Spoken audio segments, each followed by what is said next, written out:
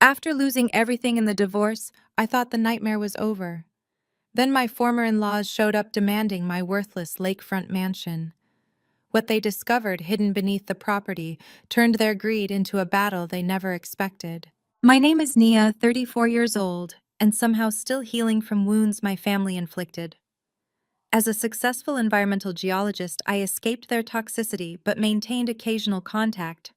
Before I continue this story, let me know where you are watching from in the comments below.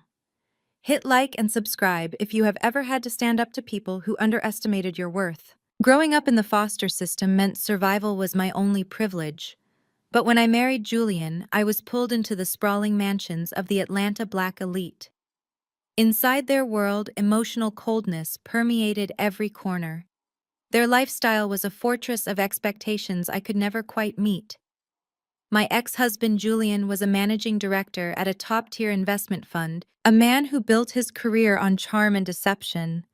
When our marriage ended, he hid our marital assets in offshore accounts during the divorce. His father, Reginald, a terrifyingly corrupt corporate attorney, manipulated the legal system to ensure I walked away empty-handed. They left me with nothing but a neglected, overgrown, and supposedly toxic plot of land on Lake Lanier. They knew the property was saddled with $200,000 in back taxes. It was a calculated move to force me into bankruptcy and destroy my life completely. The ground shook before I even opened my eyes. It was a Tuesday morning, exactly 3 months after the judge slammed his gavel and finalized my financial ruin. The deafening roar of a heavy diesel engine rattled the single-pane windows of the dilapidated lakefront cabin I was currently calling home. I threw off my thin blanket, my bare feet hitting the cold, warped floorboards. I did not bother changing out of my oversized sleep shirt. I marched out the front door and stared down the long dirt driveway. A massive yellow bulldozer was tearing through the rusted iron gates of my property. The wrought iron twisted and snapped like dry twigs under the metal treads, the loud crunching sound echoing across the quiet water of the lake. Standing just behind the machine, wearing custom Italian suits that looked utterly ridiculous in the thick Georgia humidity, were the 2 men responsible for my current living situation. My ex-husband Julian and his brother-in-law Sterling. Sterling was a ruthless real estate developer who married Julian's sister Dominique. He was a man who constantly tried to prove his worth to my former father-in-law by being as cutthroat as possible. Julian adjusted his designer sunglasses, looking at my property with absolute disgust. He looked exactly the same as the day he lied under oath in court.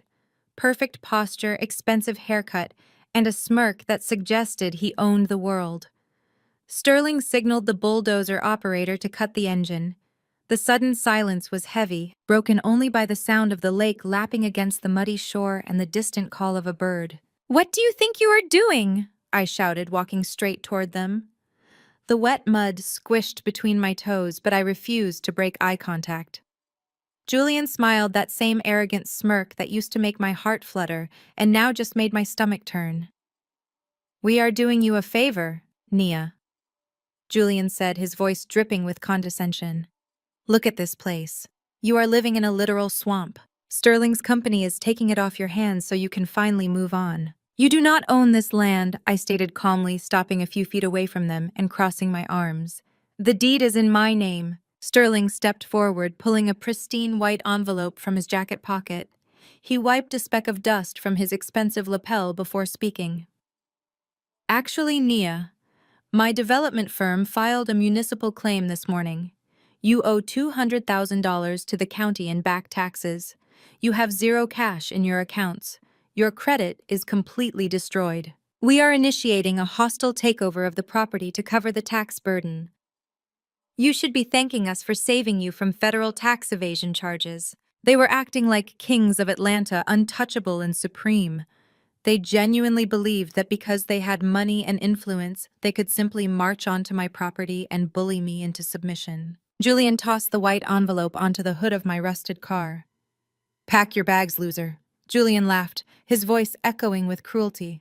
"This worthless piece of trash land is ours now. Go find a cheap apartment in a bad neighborhood and leave the real estate to the professionals. You never belonged in our world anyway. You were always just a charity project that went wrong." His words were designed to hurt, to remind me of my humble beginnings and the devastating loss of my marriage. He wanted me to cry. He wanted me to beg. He expected the broken, defeated woman who had walked out of the courtroom 3 months ago. But I was not that woman anymore. I had spent the last 90 days transforming my grief into pure, calculated focus. I looked at the envelope, then at Julian, and finally at the bulldozer idling just inches from my wooden porch. They thought they had outsmarted me. They thought this land was just a tax burden, a clever trap Reginald had set to ensure my permanent ruin. But I am a geologist. While they saw a worthless patch of acidic dirt, I saw the hidden truth beneath the surface. I knew something they did not. I stepped directly in front of the massive metal blade of the bulldozer. The engine heat radiated against my skin, but I did not flinch. "Tell your driver to turn this machine around," I said, my voice steady and cold. "If one more tread crosses my property line, I will have you both arrested for trespassing and destruction of private property." Sterling laughed out loud, throwing his head back. "You have no power here, Nia. You are broke, you are alone, and you are standing in the way of progress. Move aside before you get hurt." I did not move. I stared them down, refusing to give them the satisfaction of seeing me intimidated. "You filed a municipal claim," I said, maintaining my calm demeanor. "But a claim is not a deed, and the tax deadline is not until the end of the month. Until then, this land belongs to me. You have exactly 10 seconds to get this machine off my property before I call the sheriff."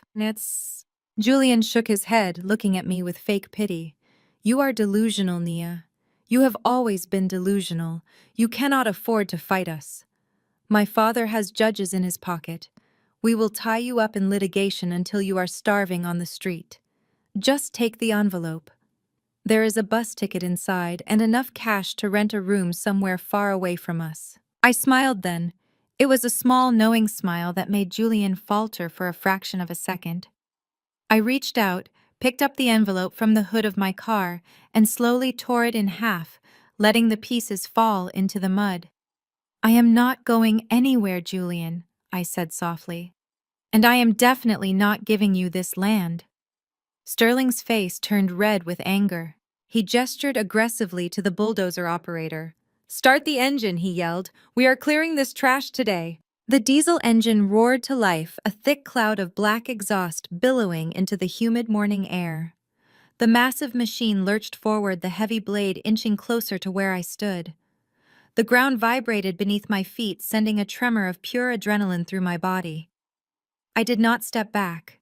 I pulled my phone from my pocket, dialed a number I had memorized, and held it to my ear, keeping my eyes locked on Julian. "This is Nia," I said loudly over the noise of the engine.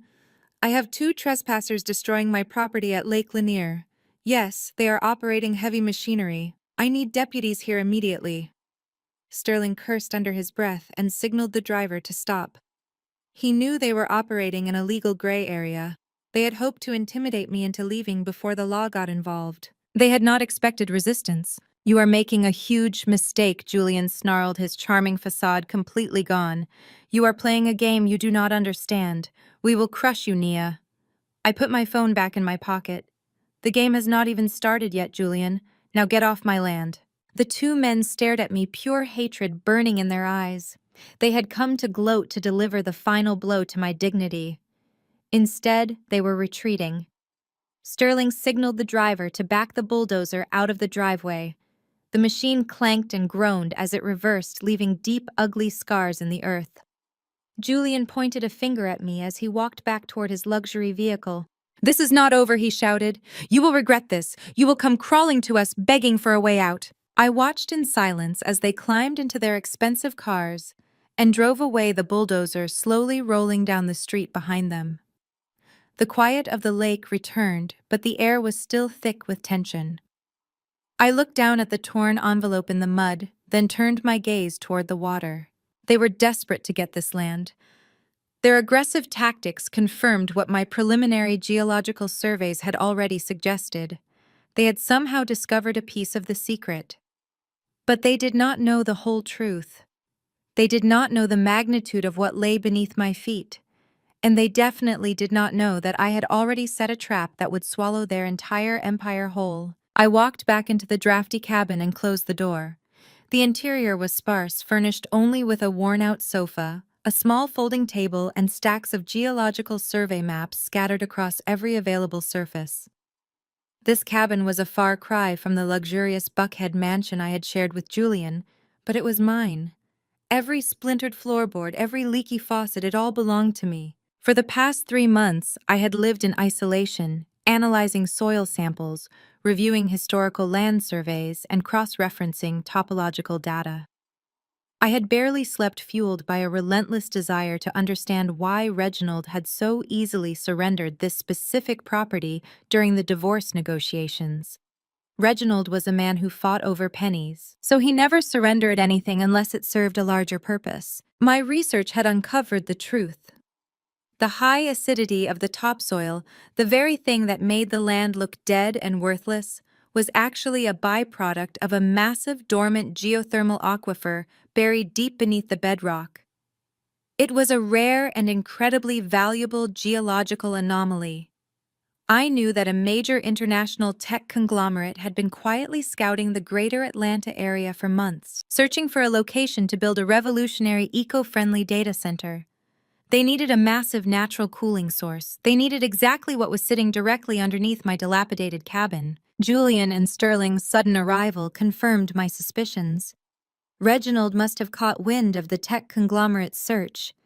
He must have realized the true value of the land he had so arrogantly tossed to me in the divorce settlement. They thought they could bully me into handing it back for pennies. They thought my lack of funds and my isolation made me an easy target. I walked over to the folding table and looked at the complex map I had drawn. The aquifer did not just sit under my property, it was the absolute epicenter. I traced the property lines with my finger. Sterling's real estate development company had already started buying up the surrounding lots, preparing to package the entire area for the tech company. But without my central plot, their surrounding land was utterly useless. I was the key to a billion-dollar project. I picked up my coffee mug, the dark liquid inside cold and bitter. I took a sip anyway. The war had officially begun. They had the money, the political connections, and the ruthless ambition. But I had the science, the element of surprise, and absolutely nothing left to lose. I smiled, feeling a dangerous sense of calm wash over me. Julian wanted to destroy me. He was about to learn that immense pressure only creates diamonds. The sharp crunch of heavy tires on loose gravel broke the momentary silence outside my window. I turned away from my geological maps and looked through the cracked glass. A matte black Mercedes G-Class was rolling up my driveway, stopping mere inches from where Julian and Sterling had just retreated. The engine cut off with a heavy purr. I recognized the vehicle immediately. It belonged to Vivian, my former mother-in-law, and the reigning queen of Atlanta high society. She was a woman who wielded her wealth like a weapon, using her status on charity boards and country club committees to crush anyone who dared step out of line. I stepped back out onto the wooden porch, the humid Georgia air instantly wrapping around me. The driver's side door of the SUV swung open. Vivian stepped out into the mud wearing pristine white Prada trousers and stilettos that cost more than my entire wardrobe. She immediately pulled a silk handkerchief from her designer handbag and pressed it firmly against her nose. She closed her eyes in exaggerated disgust, pretending the faint sulfur scent of the geothermal soil was too much for her refined senses to bear. Julian and Sterling, who had been about to drive away, stopped their vehicles and walked back toward her. They looked like two scolded children eager to hide behind the matriarch of the family. Vivian ignored them completely. Her piercing gaze locked onto me. She navigated the uneven dirt path with terrifying precision, never once looking down at the mud ruining her expensive shoes. She stopped at the bottom of my porch steps, looking up at me as if I were a stain on the bottom of those very stilettos. "Look at you," Nia Vivian said, her voice muffled slightly by the silk handkerchief. "Living in a toxic swamp like some kind of feral animal. I suppose water always finds its own level.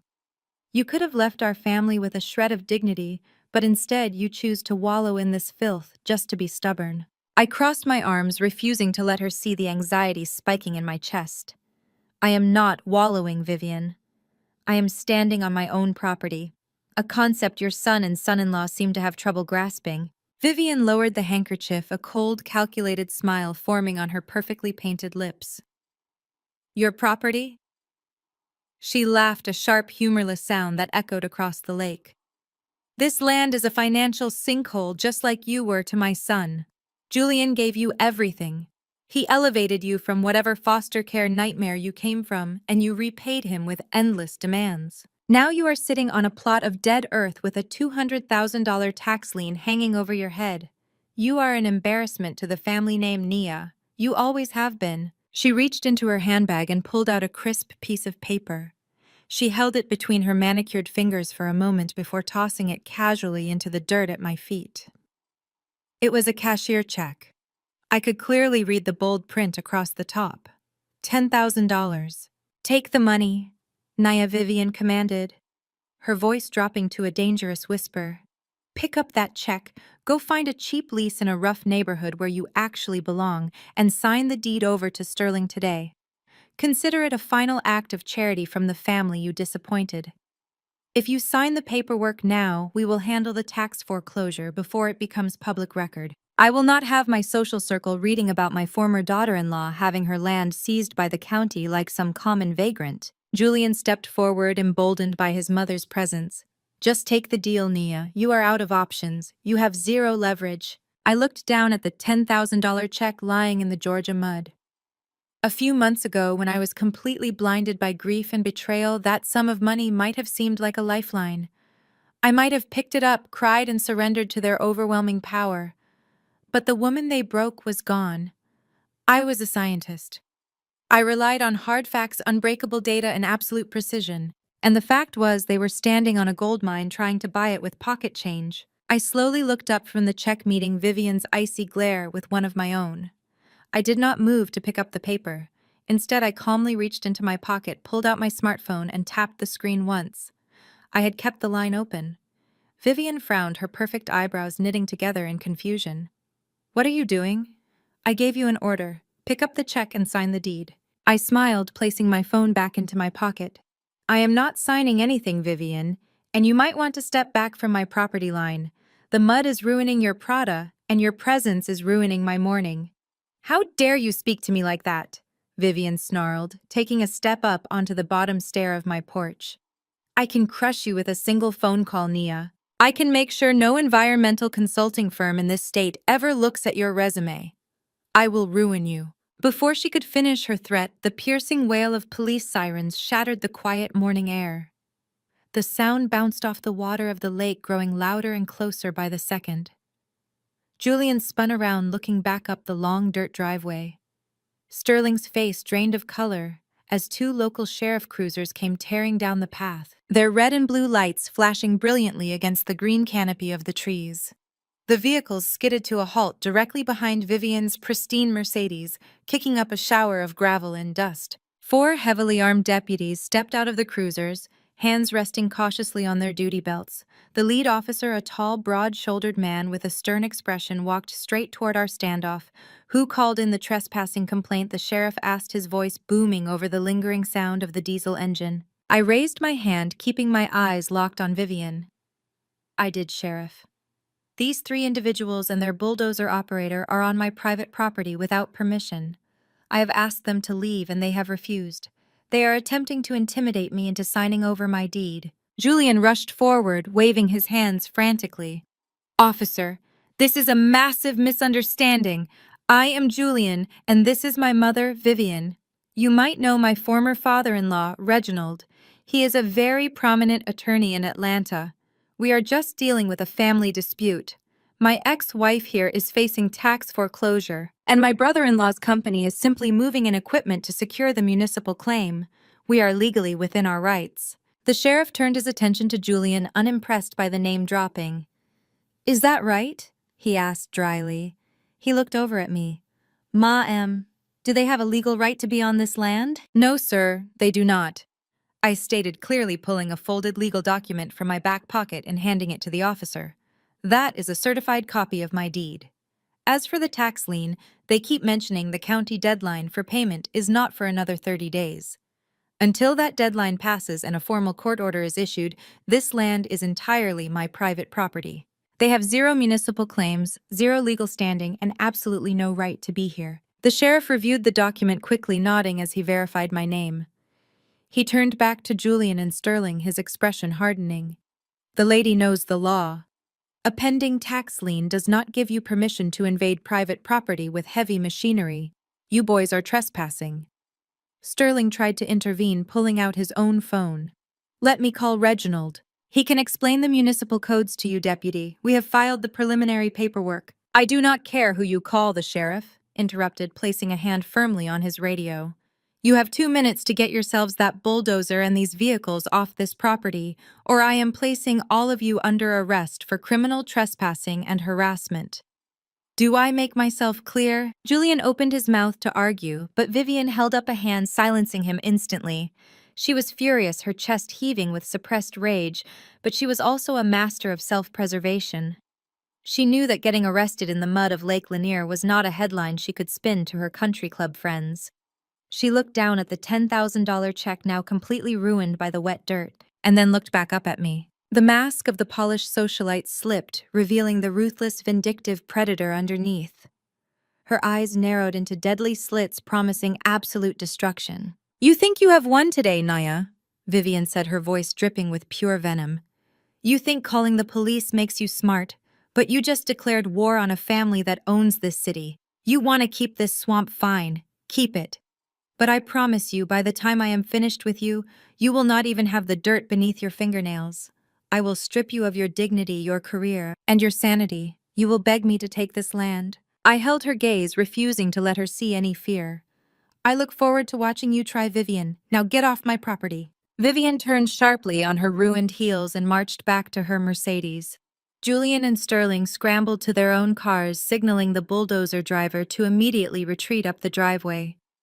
The heavy machinery clanked loudly as it rolled away, followed by the sleek luxury vehicles of my former family. The sheriff and his deputies waited until the convoy was completely out of sight before turning back to me. You handled yourself well, the sheriff said, handing me back my deed. But those are powerful people. You need to be careful, ma'am. They will not stop just because I chased them off today. I know they will not, I replied, tucking the deed safely back into my pocket.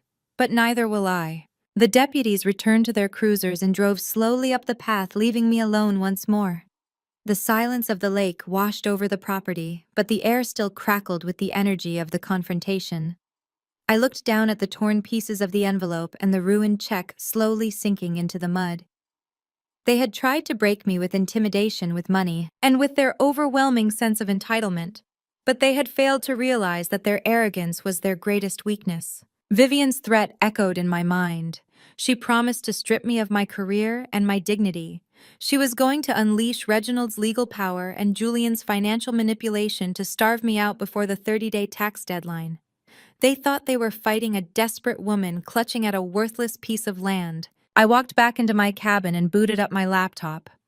I pulled up the encrypted files detailing the massive geothermal aquifer and the billion-dollar tech conglomerate's secret development plans. The data was undeniable. The tech company needed this exact location to cool their revolutionary data center.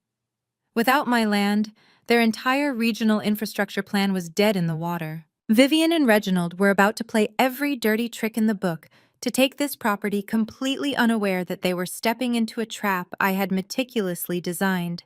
They were fighting for dirt. I was playing for a fortune. I opened a secure offshore banking portal, checking the balance of a blind trust I had established years before I ever met Julian. It was time to start moving the chess pieces. They wanted a war. I was going to give them a massacre. I packed my laptop into my leather satchel and locked the heavy deadbolt on the cabin door. The drive from the muddy shores of Lake Lanier to the concrete grid of downtown Atlanta took exactly 45 minutes. I used that time to let the morning adrenaline fade, replacing it with the cold, calculating logic that had always defined my professional career. Julian and his family had spent our entire marriage treating me like a charity case. An uncultured stray, they had graciously allowed to sit at their dining table. They saw my practical clothes, my lack of interest in their country club gossip, and my long hours in the field as proof of my inferiority. They completely ignored the fact that I was one of the most sought-after environmental and geological consultants in the Southeast. I parked in the dimly lit garage beneath a nondescript brick building. My office was on the third floor, a modest space I leased under my maiden name. There was no marble lobby, no receptionist, and no sweeping views of the skyline like Reginald enjoyed at his prestigious law firm. But behind the heavy wooden door of Suite 3B was a technological setup that rivaled federal research labs. I unlocked the door, flipped on the overhead fluorescent lights, and breathed in the familiar scent of ozone-aged paper and strong coffee. This was my true sanctuary. This was where I stripped away the emotional noise and dealt strictly in undeniable facts. I dropped my satchel onto my large drafting table and woke up my custom-built desktop array. 3 massive ultra-high definition monitors flared to life, illuminating the dark corners of the room. My ex-husband thought he had left me with a worthless, toxic swamp. He thought the acidic topsoil and the faint, sulfurous smell of the property were proof of its absolute worthlessness. To the untrained eye, the land was a dead zone, unfit for luxury residential development and impossible to farm. Sterling had likely taken one look at the withered vegetation and assumed the land would be a cheap, easy acquisition once the taxes forced me into foreclosure. But they were looking at the dirt. I was looking at the crust of the earth. I clicked open a heavily encrypted file labeled Linear Project. The screens immediately populated with layers of complex data. On the left monitor, high-resolution satellite imaging showed the entire lake basin with my property highlighted in a bright red boundary. On the center monitor, I pulled up the chemical breakdowns from the dozens of deep-core soil samples I had extracted over the past 90 days. And on the right monitor, the crowning jewel of my research glowed in bright contrasting colors. It was a subterranean thermal scan mapping the temperature gradients deep beneath the Georgia clay. I leaned close to the screens, tracing the heat signatures with my fingertip. The high acidity of my topsoil was not a sign of toxic waste or industrial dumping. It was a natural geological phenomenon.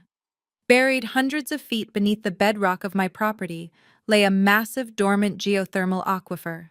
The heat and specific mineral composition of the water deep below were slowly venting trace gases upward, altering the pH levels of the soil on the surface. It was a remarkably rare geological formation, a massive subterranean lake of perfectly stable, naturally cooled water, surrounded by a unique bedrock structure. I tapped a few keys, overlaying the thermal scan with the property lines of the entire county. The aquifer was gigantic, stretching for miles in several directions, but it was trapped beneath impenetrable layers of solid granite. There was only one vulnerable access point, a single vertical fault line in the bedrock where drilling equipment could actually reach the subterranean lake without causing a catastrophic geological collapse. That fault line, the exact geographical epicenter of the entire aquifer, sat squarely beneath my dilapidated wooden cabin. I sat back in my ergonomic chair and smiled. The sheer magnitude of my discovery was exhilarating. I knew exactly why Reginald, Julian, and Sterling were suddenly so desperate to force me off this land. My private investigations over the last few weeks had uncovered a massive corporate secret, moving quietly through the upper echelons of Atlanta real estate. A global tech conglomerate, one of the top 5 largest software companies in the world, was currently scouting the metropolitan area. They were preparing to build a massive billion-dollar data center. Data centers generate an incredible amount of heat. Traditionally, cooling these massive server farms requires millions of gallons of municipal water and staggering amounts of electricity, creating a massive carbon footprint that tech companies are desperate to avoid. But this conglomerate had recently pledged to make their new infrastructure entirely carbon neutral. They were searching for a location where they could implement a revolutionary closed-loop geothermal cooling system. They needed a massive natural heat sink. They needed a deep, stable aquifer exactly like the one sitting underneath my property. Reginald was a highly connected corporate attorney. He had clearly heard whispers of the tech giant's search. He must have gathered enough information to realize that the Lake Lanier area was the target zone. I could easily picture the greedy realization dawning on him.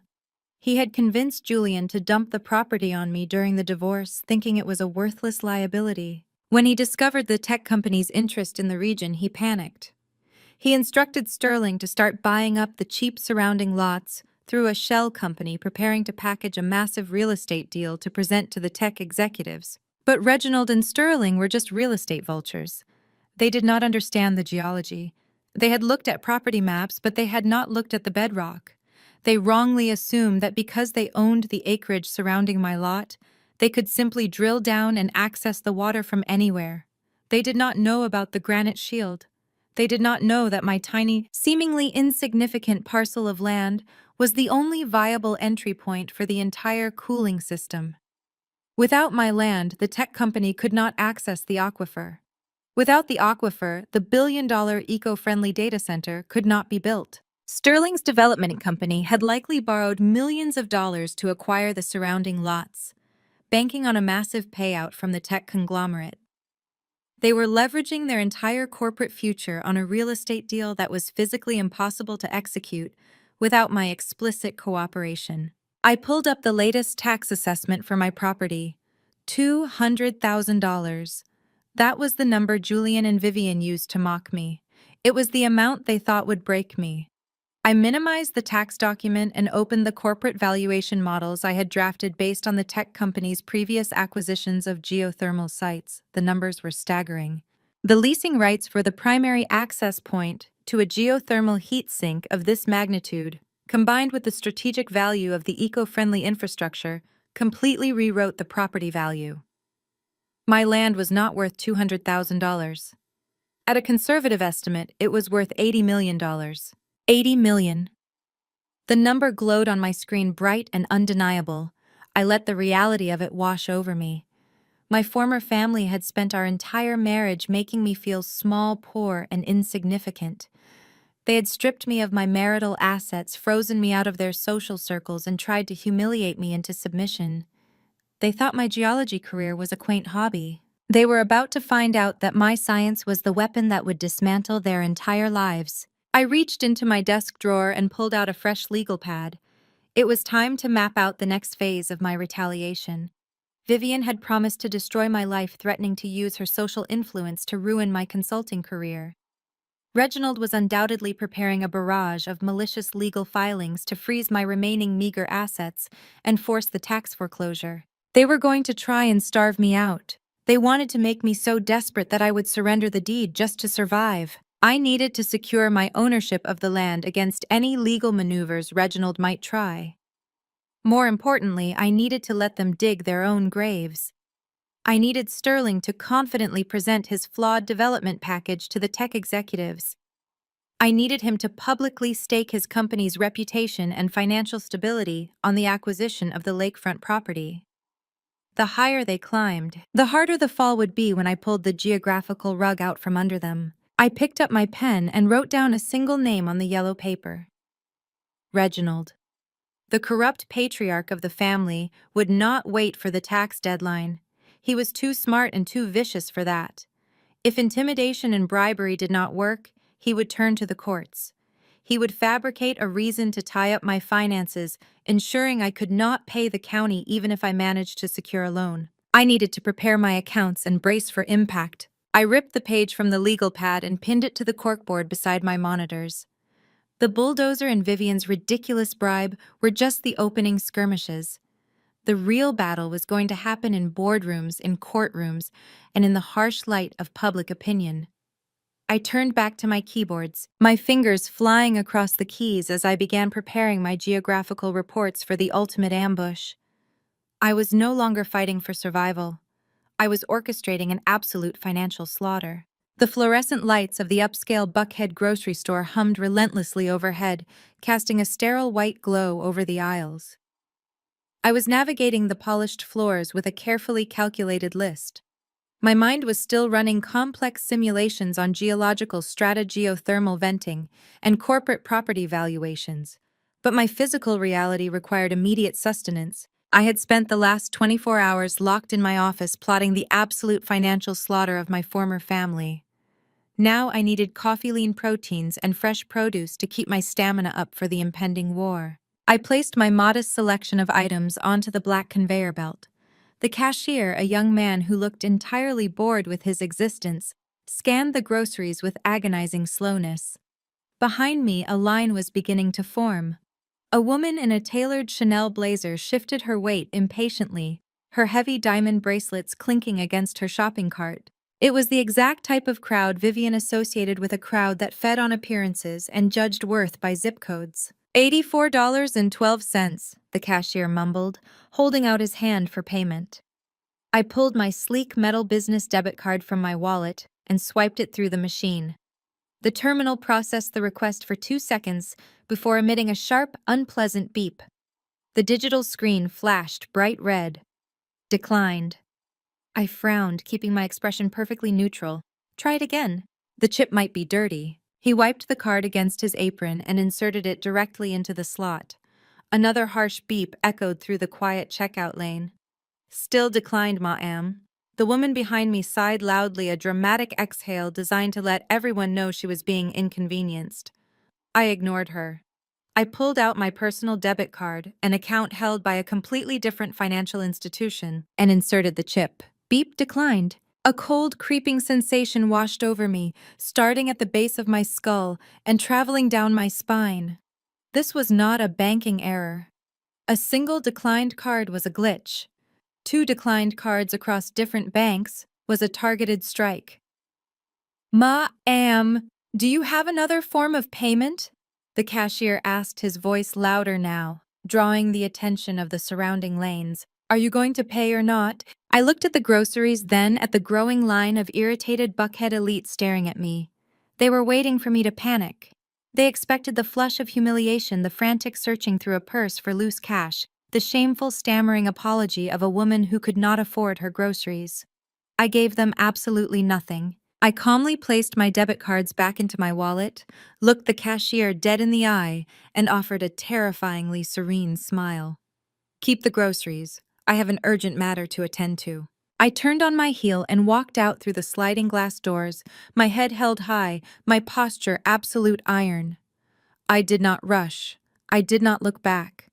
I drove straight from the grocery store to the downtown branch of my primary financial institution.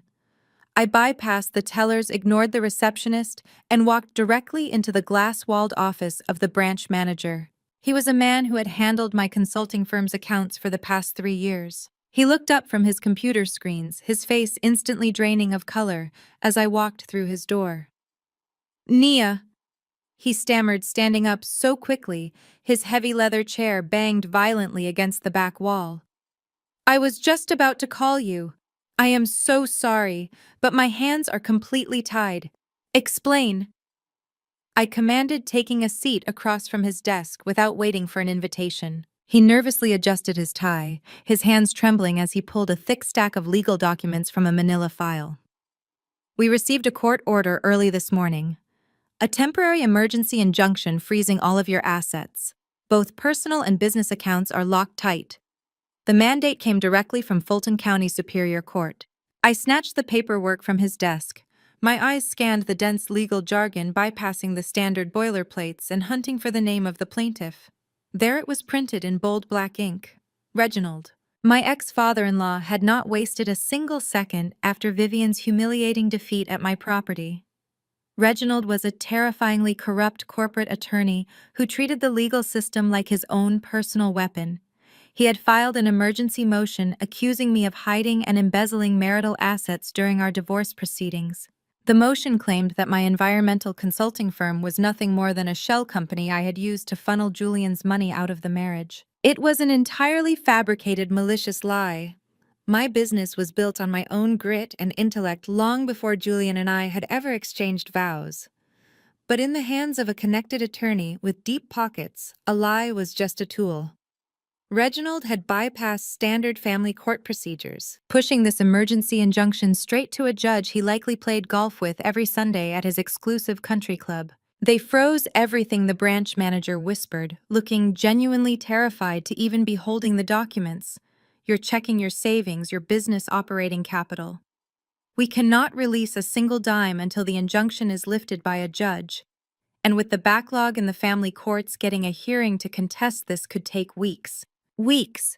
The timeline clicked perfectly into place inside my mind like the tumblers of a vault. The tax bill on the lakefront property was due in exactly 27 days. Reginald knew I needed liquid cash to pay the county and secure my deed. By freezing my accounts with a bogus marital asset claim, he was cutting off my oxygen supply.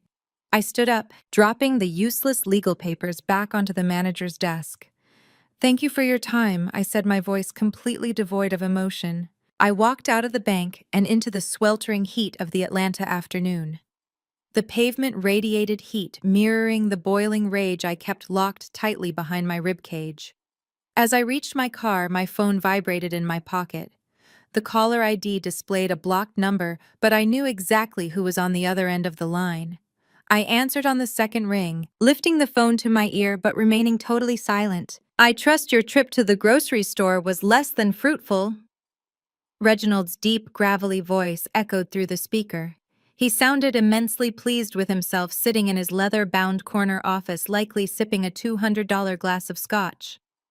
"You are committing perjury, Reginald," I stated, my tone conversational, as if we were discussing the humidity. "Filing a false injunction under penalty of law is a bold move even for a corrupt relic like you." He chuckled, a dark, rumbling sound that lacked any real warmth.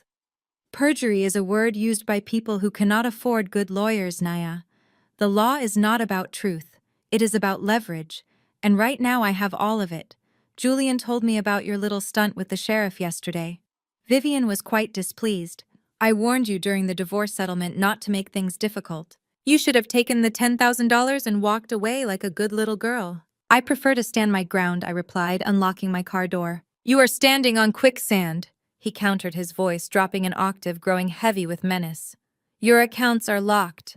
You cannot buy food, you cannot buy gas, and you certainly cannot pay a $200,000 tax lien. Sterling's company has the municipal claim drafted and ready to execute the second the clock strikes midnight on the 30th day. You have 27 days until the county seizes your land and hands it directly to my son-in-law. You are starving, Nia, and the clock is ticking." "Are you finished?" I asked. "I am offering you one final exit," Reginald said, adopting a tone of fake magnanimity. "Sign the quitclaim deed. Hand the lakefront property over to Sterling by tomorrow morning. If you do, I will miraculously drop the injunction. Your accounts will unfreeze, and I will even write you a personal check for $50,000. Take the money and leave Atlanta. If you refuse, I will drag this court battle out until you are sleeping in your rusted car." I leaned against the hot metal of my driver's side door. They genuinely believed they had me cornered. They operated under the arrogant assumption that without immediate access to my local bank accounts, I was a helpless victim. Reginald's strategy was brutal, clinical, and flawlessly executed for a standard opponent. He was squeezing the vice grip, intending to watch me suffocate under the weight of the impending tax foreclosure. The in-laws were sitting in their mansions, clinking their crystal glasses, convinced they had successfully initiated the countdown to my absolute ruin. They thought they had cut off all my resources. They thought they knew exactly what I was capable of. "Reginald," I said softly, staring at the reflection of the Atlanta skyline in my car window. "I want you to remember this conversation. I want you to remember the exact moment you thought you had me beaten." I hung up the phone before he could respond. The pressure was undeniably mounting. The reality of having my primary financial arteries severed was a logistical nightmare. I had no cash on hand. My credit cards were dead plastic. The impending tax bill loomed over me like an executioner's axe. Without that $200,000, Sterling would legally seize the land, hand it to the tech conglomerate, and make the family billions while I walked away with nothing. But panic is the enemy of strategy. I slid into the driver's seat and turned the key in the ignition. I did not shed a single tear. I did not scream in frustration or hit the steering wheel. Instead, I mentally reviewed the global banking architecture I had set up years ago precisely for a catastrophic scenario like this. Reginald's jurisdiction stopped at the United States border. His corrupt judges and malicious injunctions had zero power over international banking laws. He wanted to play a game of attrition. He wanted to starve me out and watch me fold under the stress of impending poverty. But a geologist knows that immense pressure does not just destroy, it forces elements to adapt, to crystallize, to become harder and sharper than anything surrounding them. I put the car in gear and pulled out into the heavy downtown traffic. Reginald had given me a 27-day deadline. It was more than enough time to bypass his petty local freeze and execute a master stroke that would leave his entire empire in ashes. By the time the sun rose the following morning, the humid air over the lake was already thick and oppressive. I was sitting at my makeshift desk with a mug of black coffee when my phone began to vibrate violently against the wooden tabletop. It was a relentless, unbroken rhythm of notifications. I did not expect Reginald to lift the freeze, but I also did not expect the sheer volume of alerts flooding my screen. It was not my bank. It was every social media platform I maintained for my consulting business. I swiped open my screen and was immediately assaulted by the perfectly contoured, tear-stained face of my former sister-in-law, Dominique. Dominique had built a massive following as an Atlanta lifestyle influencer. Her brand was built on projecting the illusion of a flawless, God-fearing high society life. She sold expensive wellness teas and posted daily devotionals from her immaculate Buckhead living room. This morning, however, her usual soft ring light was replaced by dim, dramatic shadows. She sat on her white boucle sofa, wearing an oversized cashmere sweater designed to make her look fragile and vulnerable. She was dabbing at her eyes with a tissue, staring directly into the camera lens with a look of profound manufactured sorrow. I clicked play. The video was a masterclass in psychological manipulation and character assassination. Dominique spoke in a trembling whisper, telling her 2 million followers that her family was under attack. She painted a picture of Julian as a devoted, heartbroken man who had been emotionally abused and financially drained by a manipulative gold digger. She did not just imply things about me, she stated them as absolute facts. She claimed I had married Julian purely for his wealth, that I had refused to sign reasonable divorce papers, and that I was currently squatting on family property, attempting to extort her prominent, respected family for millions of dollars. She begged her followers to pray for her brother, claiming my toxic greed was tearing their close-knit family apart. It was a highly edited, brilliantly produced smear campaign. Dominique had spliced in out-of-context audio clips of me arguing with Julian during the bitterest days of our divorce. She had layered somber piano music beneath her monologue. The video was engineered to go viral, and it was working flawlessly. Within hours, it had spread across every major Black elite blog and gossip site in Atlanta. The comments section was a war zone of strangers calling me unhinged, demanding I leave the prominent family alone, and attacking my professional credibility. My phone vibrated again in my palm. This time, it was a direct call from Marcus Thorne, the vice president of a major agricultural firm that provided over 40% of my consulting revenue. I answered the call, keeping my breathing slow and measured. Marcus did not waste time with pleasantries. He sounded deeply uncomfortable, clearing his throat several times before delivering the blow. The firm's board of directors had seen the video.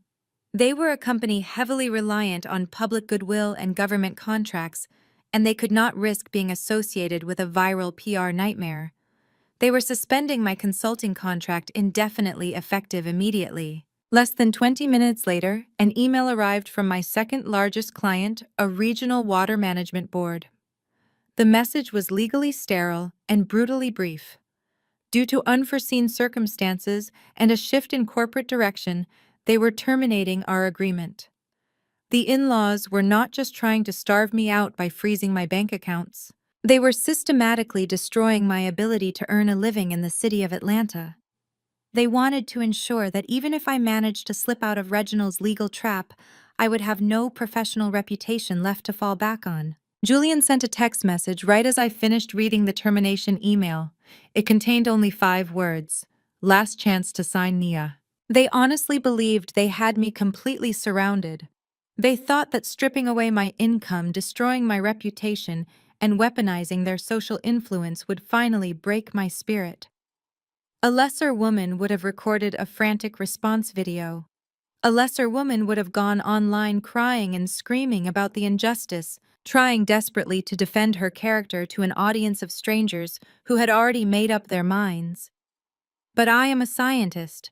I do not deal in public relations or social media theatrics. I deal in bedrock, structural integrity, and undeniable facts. Let Dominique have her viral moment. Let Julian gloat. I did not need public sympathy to win this war. I just needed land. I turned off my cell phone, tossing it onto the sofa. I walked back to my secure custom-built desktop array and woke up the monitors. Reginald had successfully locked down every account tied to my name and my consulting firm within the United States. He was a powerful man in Fulton County, but his reach had absolute limits.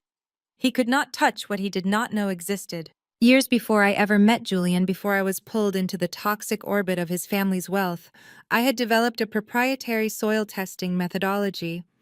I sold the licensing rights to a European agricultural conglomerate. Recognizing the unpredictable nature of my freelance consulting career, I had taken the entire payout and established a secure blind trust in the Isle of Man. It was a completely legal, impenetrable offshore account that existed entirely outside of American probate court jurisdictions. I had never mentioned it to Julian during our marriage. I had never linked it to our joint finances. It was my ultimate safety net sitting quietly across the Atlantic Ocean, accumulating interest and waiting for a rainy day. Today was a torrential downpour. I accessed the encrypted portal, inputting my biometric keys and complex passwords. The account balance glowed on the screen, completely untouched by Reginald's malicious injunction. I had liquid capital, and I knew exactly how to use it. I pulled up the county parcel maps on my center monitor, overlaying them with the geological surveys of the geothermal aquifer. Sterling was a ruthless developer, but he was also arrogant and sloppy. He looked at land through the lens of a spreadsheet, not a microscope. His shell companies had been aggressively purchasing the pristine buildable lots surrounding my cabin. He was assembling a massive, picturesque real estate package to present to the global tech conglomerate. But in his rush to secure the attractive land, he had made a fatal geographical oversight. Bordering my property to the east and south were three narrow, irregularly shaped lots. They were ugly, severely sloped, and classified by the county as high-risk flood zones. The topsoil there was even more acidic than my own, a literal toxic mud pit where nothing would grow. Sterling had completely ignored them. To a real estate developer looking to build access roads and infrastructure, those muddy lots were an expensive liability. Why waste his borrowed bridge loan capital on unbuildable sludge when he could just buy the solid ground? He had assumed those lots would sit empty forever. He had assumed nobody would ever be foolish enough to buy them. But Sterling did not understand the geothermal venting structure of the aquifer below.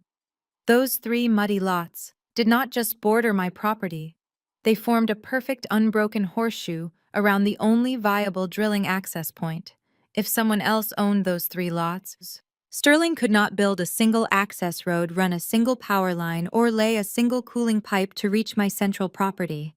He would be completely geographically landlocked. I opened a new tab and accessed the online portal for the Wyoming Secretary of State. Wyoming offered some of the strongest corporate privacy laws in the country. Within 15 minutes, I had registered a new anonymous shell corporation. I named it Obsidian Lithos LLC. It was untraceable to my name, shielded by registered agents and ironclad privacy statutes. I initiated a wire transfer from my offshore trust directly into the newly formed LLC's operating account. The funds cleared almost instantly. Next, I navigated to the county's commercial real estate portal. The three muddy lots were listed for public sale by the city, priced at absolute rock bottom due to their unbuildable classification. They were practically giving them away. I filled out the digital acquisition forms under the name of Obsidian Lithos LLC. I bypassed the standard financing options and selected direct cash purchase. I paid the asking price in full, adding a 20% premium to expedite the municipal processing and close the sale immediately. I hit submit and watched the progress bar load across my screen. The transaction processed, the municipal seals were digitally stamped, and the receipts were generated. I leaned back in my chair, staring at the updated parcel map on my monitor. The 3 dead, muddy lots surrounding my cabin were no longer public land. They belonged to me. I had just erected an invisible, impenetrable fortress around the exact geographical epicenter of the geothermal aquifer. Sterling could buy all the beautiful solid land he wanted. He could secure all of the bridge loans in Atlanta, but without crossing my newly acquired mud pits, his development firm could not physically reach the cooling source the tech company required. Dominique was busy shedding fake tears on the internet, destroying my public image to appease her husband and her brother. They were all celebrating my impending ruin, convinced they had starved me out of the game. They had absolutely no idea that while they were playing a high school popularity contest online, I had just quietly purchased the lock, the key, and the gate to their billion-dollar future. I saved the digital deeds to my encrypted hard drive and closed the browser. Let them laugh. Let them spread their rumors and freeze my empty local accounts. In a few days, Sterling was going to walk into a boardroom to pitch the deal of a lifetime, entirely unaware that he was walking straight into a slaughterhouse. The grand ballroom of the Atlanta Four Seasons was a masterclass in excessive, suffocating wealth. The annual Autumn Charity Gala was the crowning event of the season for the city's black elite, a glittering playground where fortunes were flaunted and social hierarchies were ruthlessly enforced. Towering floral centerpieces of white orchids and rare black calla lilies dominated the silk-draped tables. Crystal chandeliers cast a warm golden glow over the sea of custom tuxedos and designer couture. This was Vivian's kingdom.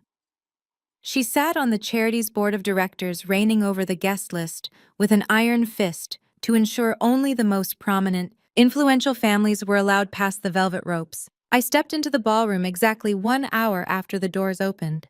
I did not slink in through the back corridors or try to blend into the shadows. I walked directly down the center aisle of the grand marble staircase. I was wearing a breathtaking custom-tailored emerald silk gown that cascaded down my frame like liquid glass. The deep green fabric highlighted the rich undertones of my skin, and the sharp, asymmetrical neckline projected absolute power. I wore no jewelry, letting the dress and my sheer confidence make the statement. I was a far cry from the feral, unhinged swamp creature Dominique had painted me as in her viral video. The reaction was instantaneous. The clinking of champagne flutes stopped.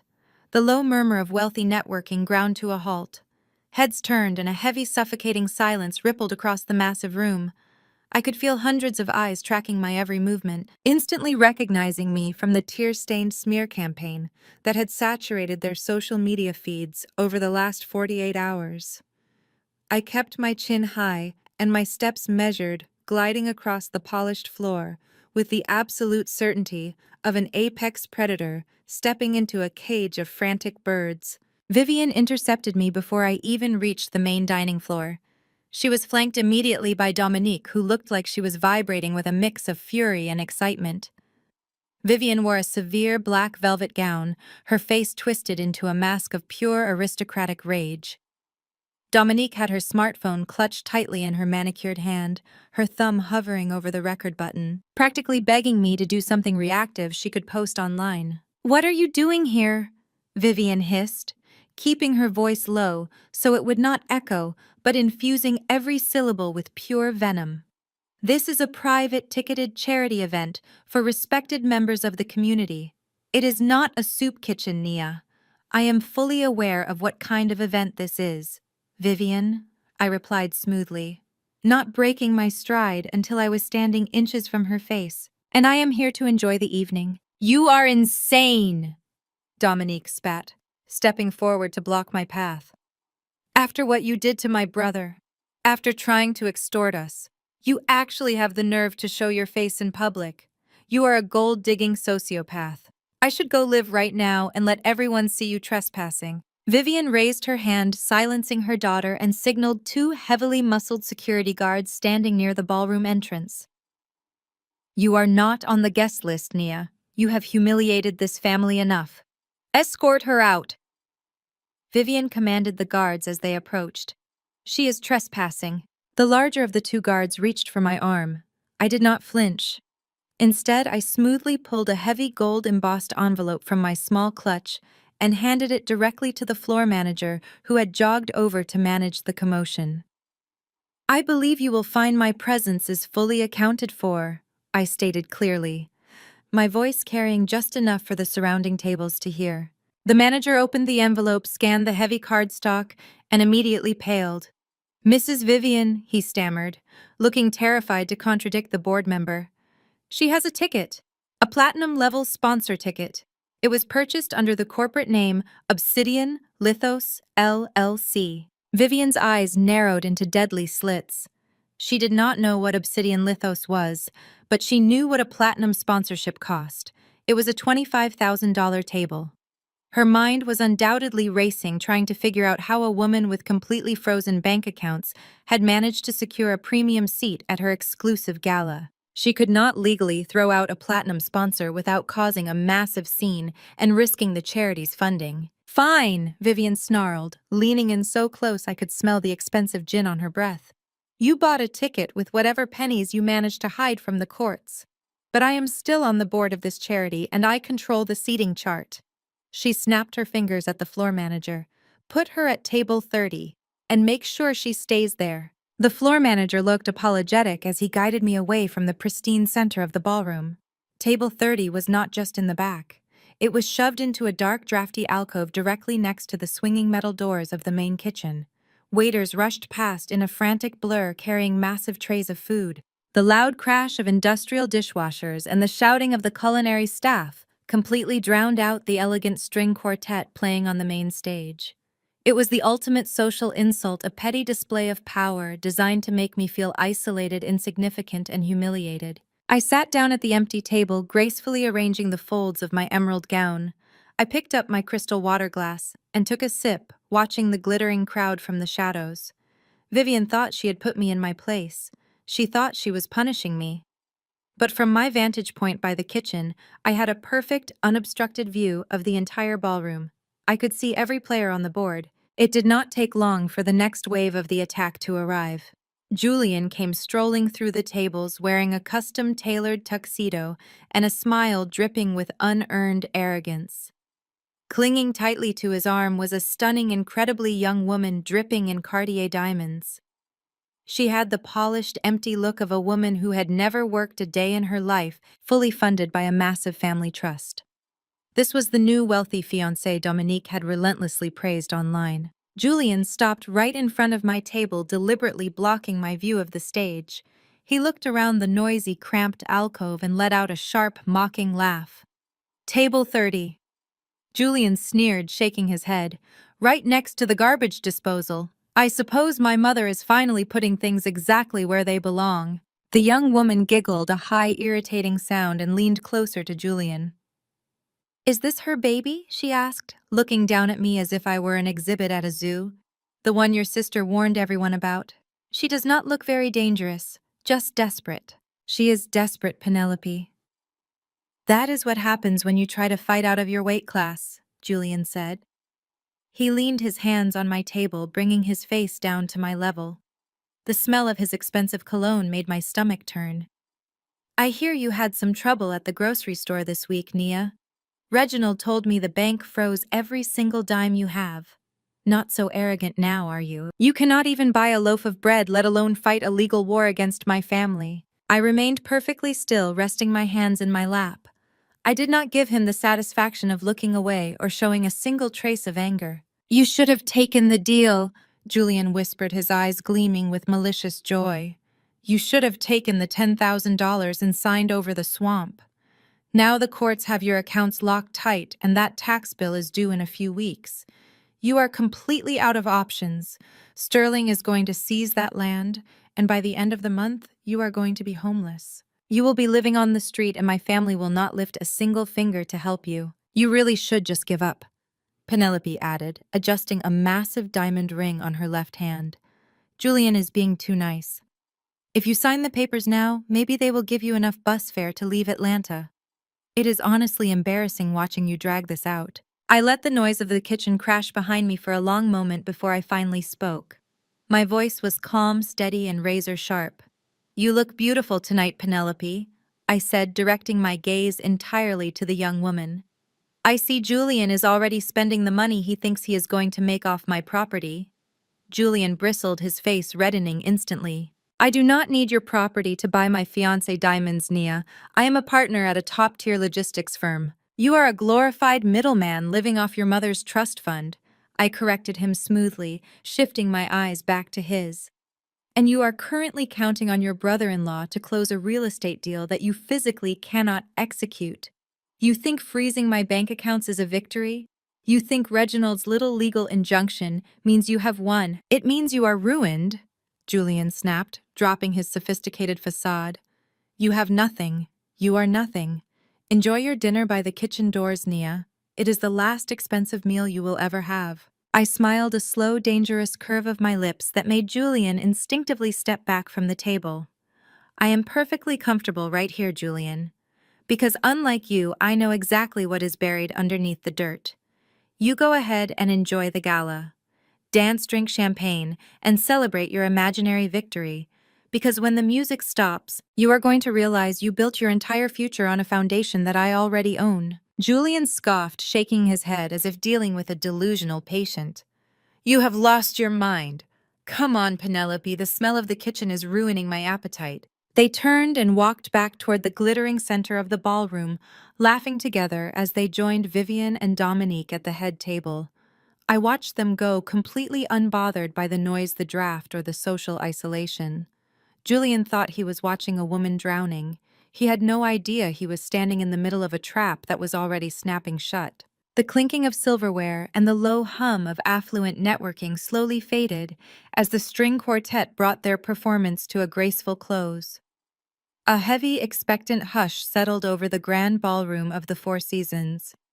From my isolated vantage point at table 30, shadowed by the relentless swinging doors of the kitchen, I watched the floor manager hurry toward the main stage. He tapped the microphone twice, the sharp thumps echoing off the crystal chandeliers, and announced the evening's keynote speaker. Sterling strode up the marble steps to the podium, radiating the aggressive confidence of a man who believed he owned the world.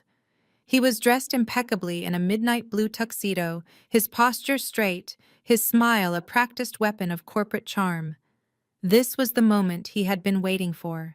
This was his coronation. In the front row, bathed in the soft glow of the stage lights, Reginald sat like a proud, corrupt kingmaker. He leaned back in his chair, swirling a glass of amber liquid. His eyes locked on his son-in-law, with vicious approval. Vivian sat beside him, her hands clasped elegantly in her lap, while Dominique held her phone high, live streaming the entire event to her millions of followers. They were a portrait of untouchable power, absolutely certain that their enemies were vanquished and their legacy was secure. "Thank you, Atlanta." Sterling began, his voice booming through the state-of-the-art sound system, smooth and perfectly modulated. "We are gathered here tonight to celebrate charity, community, and the future of our great city. But tonight, I am not just here to ask for your generous donations. I am here to share a vision. A vision that will fundamentally change the economic landscape of the Southeast for generations to come." A ripple of excited murmurs washed through the crowd. Men in expensive suits leaned forward. Women adorned in diamonds stopped whispering. Sterling had them in the palm of his hand. "For the past 6 months, my development firm has been working tirelessly behind closed doors." Sterling continued, gripping the edges of the podium. "We recognized that the future of industry relies on sustainable, eco-friendly infrastructure. We recognized that Atlanta is uniquely positioned to lead that charge. And tonight, I am incredibly proud to announce that our firm has officially signed a memorandum of understanding with one of the top 5 global technology conglomerates in the world." The ballroom erupted into spontaneous applause. Reginald nodded slowly, tapping his glass. Sterling held up a hand, expertly playing the crowd, waiting for the noise to die down before delivering the final devastating blow. "This conglomerate is preparing to build a $1 billion carbon-neutral data center," Sterling announced, his voice rising with triumphant energy. and I am thrilled to publicly declare that we have successfully secured the primary Lake Lanier real estate required for this massive undertaking. We have locked down the necessary acreage to implement a revolutionary closed-loop geothermal cooling system. This project will bring thousands of high-paying tech jobs to our community. It will pump billions of dollars into our local economy, and it will cement our city and my family's firm as the undisputed leaders of the modern technological revolution. The crowd did not just applaud, they rose to their feet. A roaring standing ovation consumed the ballroom. Wealthy investors, politicians, and socialites clapped until their hands turned red. Vivian wiped a single elegant tear from her cheek. Dominique panned her camera across the cheering room, capturing the exact moment her family achieved absolute, untouchable supremacy. Julian stood near the back, grinning like a hyena, lifting his champagne flute in a mocking toast toward my dark, isolated corner. They had done it. They had publicly staked their entire reputation, their corporate valuation, and their financial future on the Lake Lanier project. Sterling had stood in front of the most powerful people in the state and promised them a billion-dollar miracle. From the shadows of the kitchen doors, I sat perfectly still in my emerald gown. I picked up my crystal glass and took a slow, deliberate sip of sparkling water. The cool liquid slid down my throat, grounding me in the chaotic noise of the room. I did not scream. I did not leap out of my chair and object to his lies. I did not run to the stage and demand to be heard. I simply watched the spectacle with the cold, detached fascination of a scientist observing a chemical reaction that was about to go critically critical. Sterling was committing corporate suicide on a public stage. A memorandum of understanding was a formal agreement, a binding preliminary contract that required total transparency and absolute proof of assets. By publicly declaring he had secured the primary real estate, he had legally tethered his firm to a promise he could not fulfill. He had promised the tech conglomerate an open door. He had absolutely no idea that I had already changed the locks, boarded up the windows, and bought the ground beneath the welcome mat. He owned the dry land. He owned the beautiful buildable acreage. But beneath the surface, beneath the manicured topsoil he had purchased with millions in leveraged bridge loans, the geology told a completely different story. The geothermal aquifer, the massive subterranean lake that made the entire billion-dollar project possible, was shielded by impenetrable granite everywhere except directly beneath my cabin. And the only way to lay the cooling pipes, the only way to run the heavy industrial equipment to my central property, was to cross the three sloped toxic muddy flood zones that formed a perfect horseshoe around my land. Those lots were worthless to a real estate developer. But to a geologist, they were the ultimate choke point. And as of yesterday afternoon, those three muddy lots belonged entirely to Obsidian Lithos LLC. They belonged to me. Sterling was completely landlocked. He could not move a single bulldozer. He could not lay a single inch of pipeline. He had just sold $1 billion dream to a global tech giant, and he did not actually own the access rights to make it happen. He had leveraged his family's money, Reginald's legal reputation, and his own corporate standing on a deal that was geographically impossible without my signature. The applause began to fade as guests returned to their seats, their faces flushed with the excitement of impending wealth. The string quartet readied their instruments to resume playing. The gala was shifting into an atmosphere of jubilant celebration. I set my water glass down on the white tablecloth. The moisture left a perfect temporary ring on the fabric. I reached into my small silk clutch and pulled out my smartphone. The screen illuminated my face in the dim lighting of the alcove. I bypassed the local network and connected to my secure encrypted server. I did not need to fight Vivian's social media smear campaign. I did not need to convince the local agricultural boards that I was innocent of Reginald's fabricated marital asset charges. I only needed to speak to the people who were currently holding Sterling's billion-dollar check. During my tenure consulting for the European agricultural conglomerate, I had cross-referenced environmental compliance reports for dozens of major international corporations. I knew exactly who handled land acquisitions for the tech giant Sterling was currently bragging about. I knew the name, the direct email address, and the private cellular number of their lead infrastructure executive, a man notorious for his ruthless due diligence and absolute zero-tolerance policy for corporate fraud. I opened a secure, untraceable messaging application. I attached a single compressed file. Inside that file were 3 documents. First, the high-resolution geological thermal scan, proving that the only access point to the Lake Lanier aquifer sat squarely beneath my cabin. Second, the certified time-stamped deeds for the 3 surrounding flood zone lots, legally registered to Obsidian Lithos LLC. Third, a clean, irrefutable geological overlay demonstrating that any attempt to drill from Sterling's newly acquired acreage would hit solid granite and instantly fail. I typed a very brief, highly professional message to accompany the data. To the lead acquisition director, regarding your Lake Lanier geothermal project memorandum of understanding with Sterling Development. Please review the attached geological surveys and municipal deed transfers. The vendor you are currently contracting with does not possess the land rights or the geological access required to execute the cooling infrastructure. They are completely landlocked. The primary access point and the necessary surrounding buffer zones are privately held and are currently not for sale. I advise you to review your partner's compliance claims immediately. I stared at the glowing blue send button for a fraction of a second. This was the point of no return. This was the moment the earth would open up and swallow Reginald's empire whole.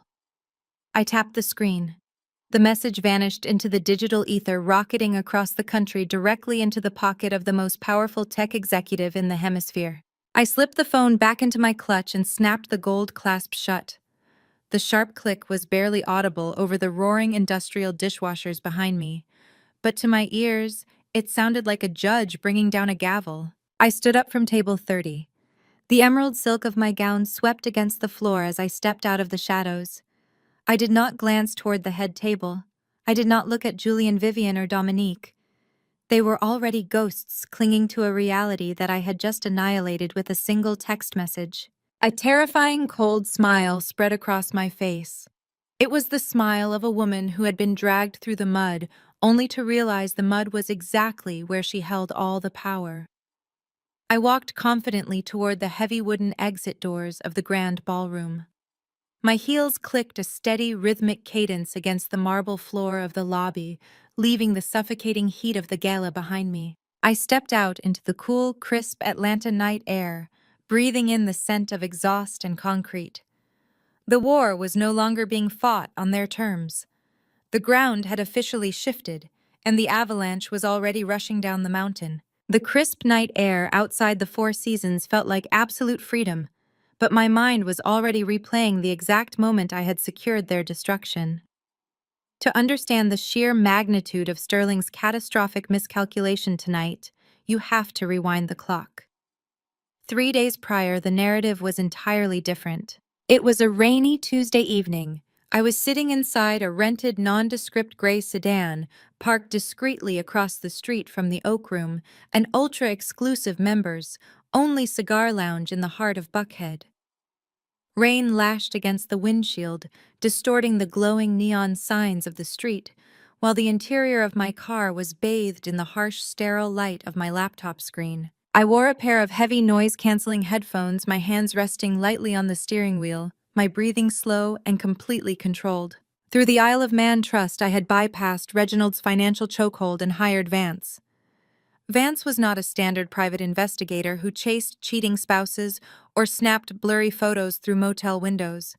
He was a former federal agent specializing in corporate espionage and white-collar crime. He cost $2,000 a day, and he was currently sitting in a plush leather wingback chair less than 20 feet away from my soon-to-be ex-husband. Vance was wearing a custom-tailored suit, equipped with a microscopic military-grade directional microphone disguised as a lapel pin. The audio feed was transmitting live, bouncing through 2 encrypted relays before streaming directly into my recording software. The audio quality was terrifyingly crisp. I could hear the low hum of jazz music, the strike of a heavy brass lighter, and the sharp clink of ice cubes against crystal tumblers. Then Julian's voice drifted through my headphones, slightly slurred and dripping with his trademark unearned arrogance. I am telling you, Sterling, you worry entirely too much. The Scotch poured a liquid splash over ice. Drink your Macallan and celebrate. We are standing on the edge of a billion-dollar empire. Sterling did not sound like a man ready to celebrate. His voice was tight-clipped, vibrating with poorly concealed anxiety. We are cutting it too close, Julian. The tech conglomerate is demanding absolute proof of site control by Thursday afternoon. They will not even look at the Memorandum of Understanding without verifying that we own the entire central footprint. And we cannot show them site control without the $10 million commercial bridge loan from the bank. Sterling paused, and I could hear the heavy exhalation of cigar smoke. The bank will not clear the $10 million without your wife's property listed as secure collateral. Reginald's legal freeze is a nice parlor trick, Julian, but it does not transfer the title. She is still sitting in that cabin, and she is still the sole legal owner of the land. We are paralyzed until she signs that quitclaim deed. If she holds out past Thursday, the tech guys will pull the deal and go to Texas. Julian laughed. It was a dark, ugly sound that made my skin crawl even from across the street. It was the laugh of a man who had never faced a single genuine consequence in his entire privileged life. She does not need to sign it, Sterling Julian said smoothly. There was a long, heavy silence on the audio feed. The background jazz music seemed to swell to fill the void. What exactly do you mean by that? Sterling asked, his voice dropping an octave, instantly wary. I mean, I already handled it, Julian replied, the smugness radiating through the microphone. I knew Nia was going to be a stubborn, self-righteous problem. She thinks she is so much smarter than everyone else because she has a couple of science degrees. She thinks she can play hardball with my family. So I took the liberty of accelerating the timeline. Julian leaned closer to Sterling. I could hear the leather of the armchair creaking as he shifted his weight. You know, Marcus Vance. Not the P. The notary public, who works out of the Fulton County Records Office. He owes my father a massive favor from a DU. I charge a few years back that Reginald quietly made disappear.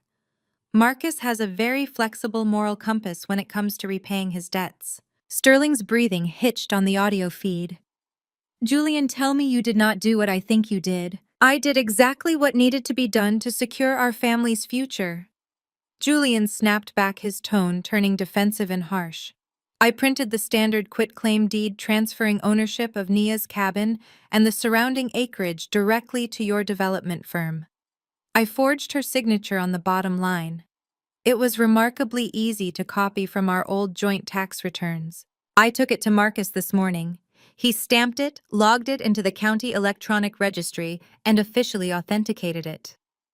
As far as the state of Georgia is concerned, Nia happily signed over her property today at noon. My hands tightened on the steering wheel, my knuckles turning white. I sat frozen in the damp chill of the rental car, processing the sheer magnitude of what Julian had just confessed to. He had not just crossed a moral line, he had sprinted across a massive legal boundary. Are you out of your mind? Sterling hissed, his voice a frantic, panicked whisper. Do you have any idea what you have just done? That is forgery. That is fraud. If the bank finds out we are using a falsified deed to secure a $10 million commercial loan, we are looking at federal bank fraud. That is 20 years in a federal penitentiary. Julian, the FBI does not care who your father is. They are not going to find out, Julian shot back aggressively. Lower your voice and listen to me. The bank is going to see a perfectly authenticated stamped and registered county deed. They are going to approve the bridge loan tomorrow.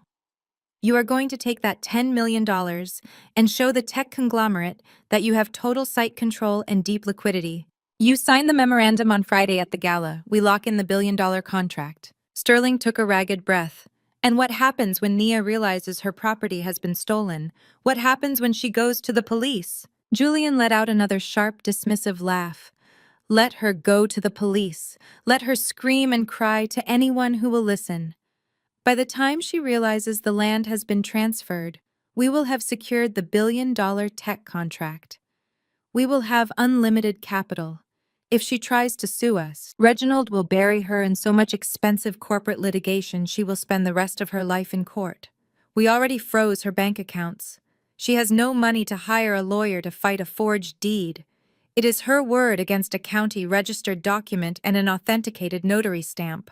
Who are they going to believe, a broke, disgruntled ex-wife, or a prominent Atlanta family finalizing the biggest real estate deal in state history? I listened as the reality of the situation washed over Sterling. I could hear the internal battle playing out in his silence. The terrifying risk of federal prison warring against the blinding, intoxicating allure of $1 billion payout. Greed is a highly predictable element. Under the right pressure, it always overcomes logic. You are absolutely certain Marcus will keep his mouth shut? Sterling finally asked, his voice trembling with a mixture of terror and dark excitement. Marcus likes his freedom, Julian replied smoothly. He will not say a word. The deed is processed. The land is yours.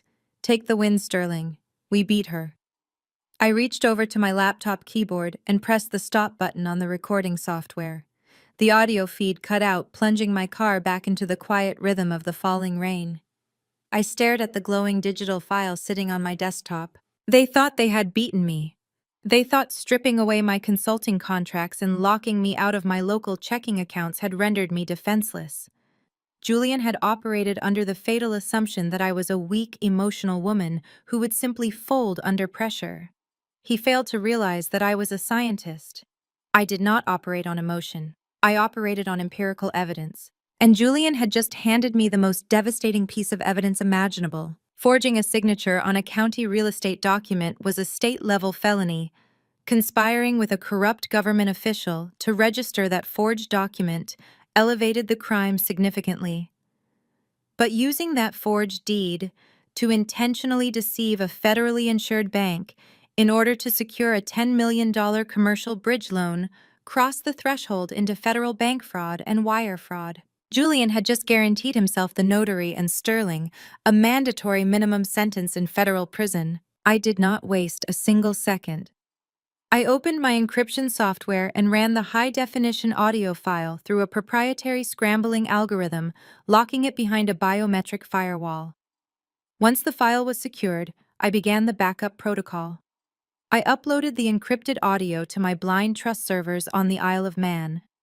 I bounced a redundant copy to a secure data vault in Switzerland. I transferred a third copy to a physical encrypted flash drive that I immediately slipped into the hidden compartment of my car console. I sat back against the driver's seat, listening to the rain beat against the roof of the sedan.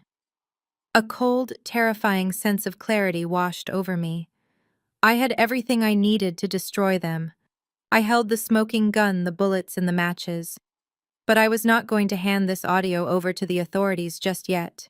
If I went to the police on Tuesday night, they would arrest Julian for forgery, and the tech deal would quietly dissolve before Sterling ever had the chance to sign his name to the contract. That was too easy. That was too clean. I did not just want to stop their real estate deal. I wanted them to experience the exact same public humiliation, absolute financial ruin, and total destruction they had so happily planned for me. I wanted Sterling to stand on a stage in front of the entire city and publicly tie his firm, his reputation, and his personal liberty to a fraudulent loan and a stolen piece of land. I wanted the tech conglomerate to see the absolute corruption of the family they were dealing with. I wanted Vivian and Dominique to watch their precious, untouchable empire burn to the ground on live television. I put the car in gear and pulled out into the heavy Atlanta traffic, leaving the glow of the cigar lounge in my rearview mirror. Julian and Sterling were inside drinking expensive scotch, toasting to my impending homelessness. They had no idea that they had just poured gasoline over their own lives and handed me the detonator. That was 3 days ago.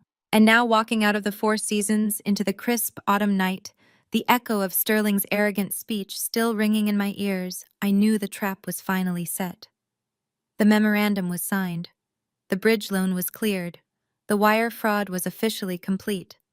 The countdown had begun, and there was absolutely nothing they could do to stop it. Reginald stared at the deeds on the table.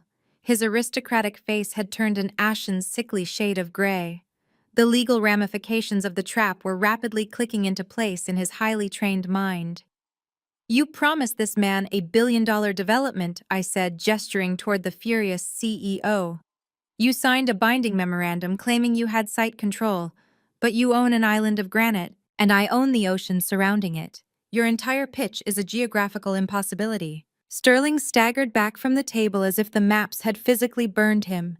He bumped into Julian, who was staring at the black horseshoe on the paper with blank, uncomprehending eyes. The sheer, overwhelming reality of their failure was suffocating them.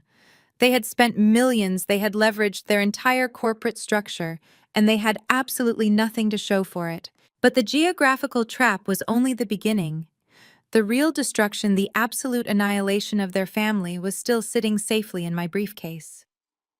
The boardroom of the tech conglomerate's regional headquarters was a fortress of glass steel and suffocating tension. Hovering 50 stories above the Atlanta skyline, the room was designed to facilitate the rapid exchange of staggering amounts of capital.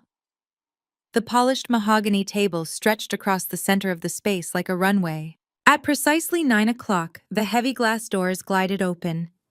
Reginald led the charge, stepping into the room with the slow, deliberate stride of a conqueror claiming his territory. He wore a bespoke charcoal suit with a crimson silk tie, his posture radiating absolute authority. Sterling followed closely behind him, clutching a thick leather portfolio containing the final acquisition contracts. The documents inside were designed to legally transfer $100 million into his development firm's holding accounts before the end of the business day. Julian brought up the rear, checking his reflection in the glass walls, a smug and relaxed smile plastered across his face. They took their seats on one side of the mahogany table, spreading out their documents and expensive fountain pens. Julian leaned back and crossed his legs, joking about how flawlessly the weekend had gone. He bragged that the bank had already authorized the $10 million bridge loan. Sterling nodded eagerly, confirming that the funds were actively sitting in their operating account, providing the exact proof of liquidity the tech conglomerate required. Reginald smiled, a cold, predatory curving of his lips, praising his son-in-law for executing the play perfectly. They honestly believed they were untouchable. They were completely oblivious to the digital guillotine suspended directly above their necks. At 9:15, the heavy double doors at the far end of the boardroom swung open. Sterling immediately stood up, buttoning his suit jacket and extending his hand, ready to deliver his practiced, charismatic pitch. The greeting died in his throat. The CEO of the tech conglomerate did not walk into the room with a smile. He strode through the doorway with a face like thunder. His jaw was locked tight, his eyes burning with a cold, contained fury that instantly sucked the oxygen out of the massive room. He did not extend his hand. He walked directly to the head of the table and stood there, gripping the back of his leather chair so tightly his knuckles turned white. But it was not the CEO's fury that caused Reginald to freeze. It was the people walking in directly behind him. I stepped into the boardroom. I was not wearing an emerald silk gown or playing the part of the gracious, quiet wife. I wore a razor-sharp tailored black blazer and a matching skirt, my hair pulled back tightly, my expression completely devoid of emotion. I carried a sleek black leather briefcase in my right hand. Flanking me on either side were two men in dark, severe suits. They were not local Atlanta attorneys. They were federal real estate litigators from a ruthless Washington firm specialists in uncovering massive corporate fraud, and they looked at Julian and Sterling like wolves analyzing injured prey. The silence in the room was absolute and heavy. Sterling's hand dropped slowly to his side. Julian's smug smile vanished, replaced by a look of sheer, uncomprehending shock. Reginald was the first to recover his voice, his aristocratic composure cracking as his face flushed with sudden, violent anger. "What is the meaning of this?" Reginald demanded, slamming his palm flat against the mahogany table. He glared at the CEO, pointing a trembling finger in my direction. "This woman has no business being on this floor. She is a disgruntled, mentally unstable ex-wife who is currently under a legal injunction. I demand that you have security escort her out of this building immediately, or I will consider this a breach of our negotiations and I will sue this conglomerate for every dime of this contract." The CEO did not blink. He did not look at Reginald. He kept his eyes locked dead on Sterling. "I suggest you sit down and close your mouth." "Reginald," the CEO said, his voice dropping to a dangerous, gravelly whisper, Because if even 10% of what this woman has shown me is true, a lawsuit is the absolute least of your family's problems today. Julian shot up from his chair, his panic manifesting as aggressive bluster. This is absurd, Julian shouted, pointing at me. She is lying to you. Whatever she sent you, whatever she said, it is a desperate fabrication. She is broke. Her accounts are frozen. She is just trying to sabotage my family because she is bitter about the divorce. Call security and throw her out before she ruins this deal. I did not wait for the CEO to respond. I stepped forward, bypassing the posturing men completely, and walked directly to the center of the mahogany table. I laid my leather briefcase flat on the polished wood. I flicked the twin brass latches. The sharp metallic clicks echoed through the boardroom like gunshots. I am not here to ruin your deal, Julian, I stated, my voice echoing clearly off the glass walls. I am here to explain the geography of your impending bankruptcy. I reached into the briefcase and pulled out a dense spiral-bound technical report, dropping it onto the mahogany surface with a heavy thud. You did not just buy useless land, Sterling, I said, my voice cutting through the thick silence of the boardroom like a scalpel. You bought a ticking geological time bomb. I opened the report and turned the binder to face the CEO. The pages were filled with complex seismic wave readouts and subterranean density charts. The acreage Sterling's development firm acquired is situated directly over the linear subfault, I explained, maintaining a cold academic precision. The topsoil looks perfectly viable to a layman. But 40 feet below the surface, the limestone bedrock is highly porous and actively dissolving. It is a massive, naturally occurring sinkhole waiting to happen. If you were to construct a 1,000,000-square-foot data center on that specific footprint, the sheer physical weight of the concrete and steel would inevitably fracture the compromised limestone crust. Sterling wiped a bead of sweat from his forehead. His breathing was shallow and erratic. That is a lie, he stammered, his voice cracking. We had surveyors out there. We had engineers look at the plots. You hired commercial contractors who took core samples at 20 feet, I corrected him smoothly. I am a structural geoscientist. I took my scans at 200 feet. If your tech conglomerate builds their server farms on Sterling's land, the immense heat generated by the hardware combined with the unstable fault line and the complete lack of geothermal venting will cause the subterranean moisture to boil and expand. Within 36 months, the bedrock will buckle. The ground will literally swallow your billion-dollar facility whole. The CEO leaned forward, his hands planted firmly on the table.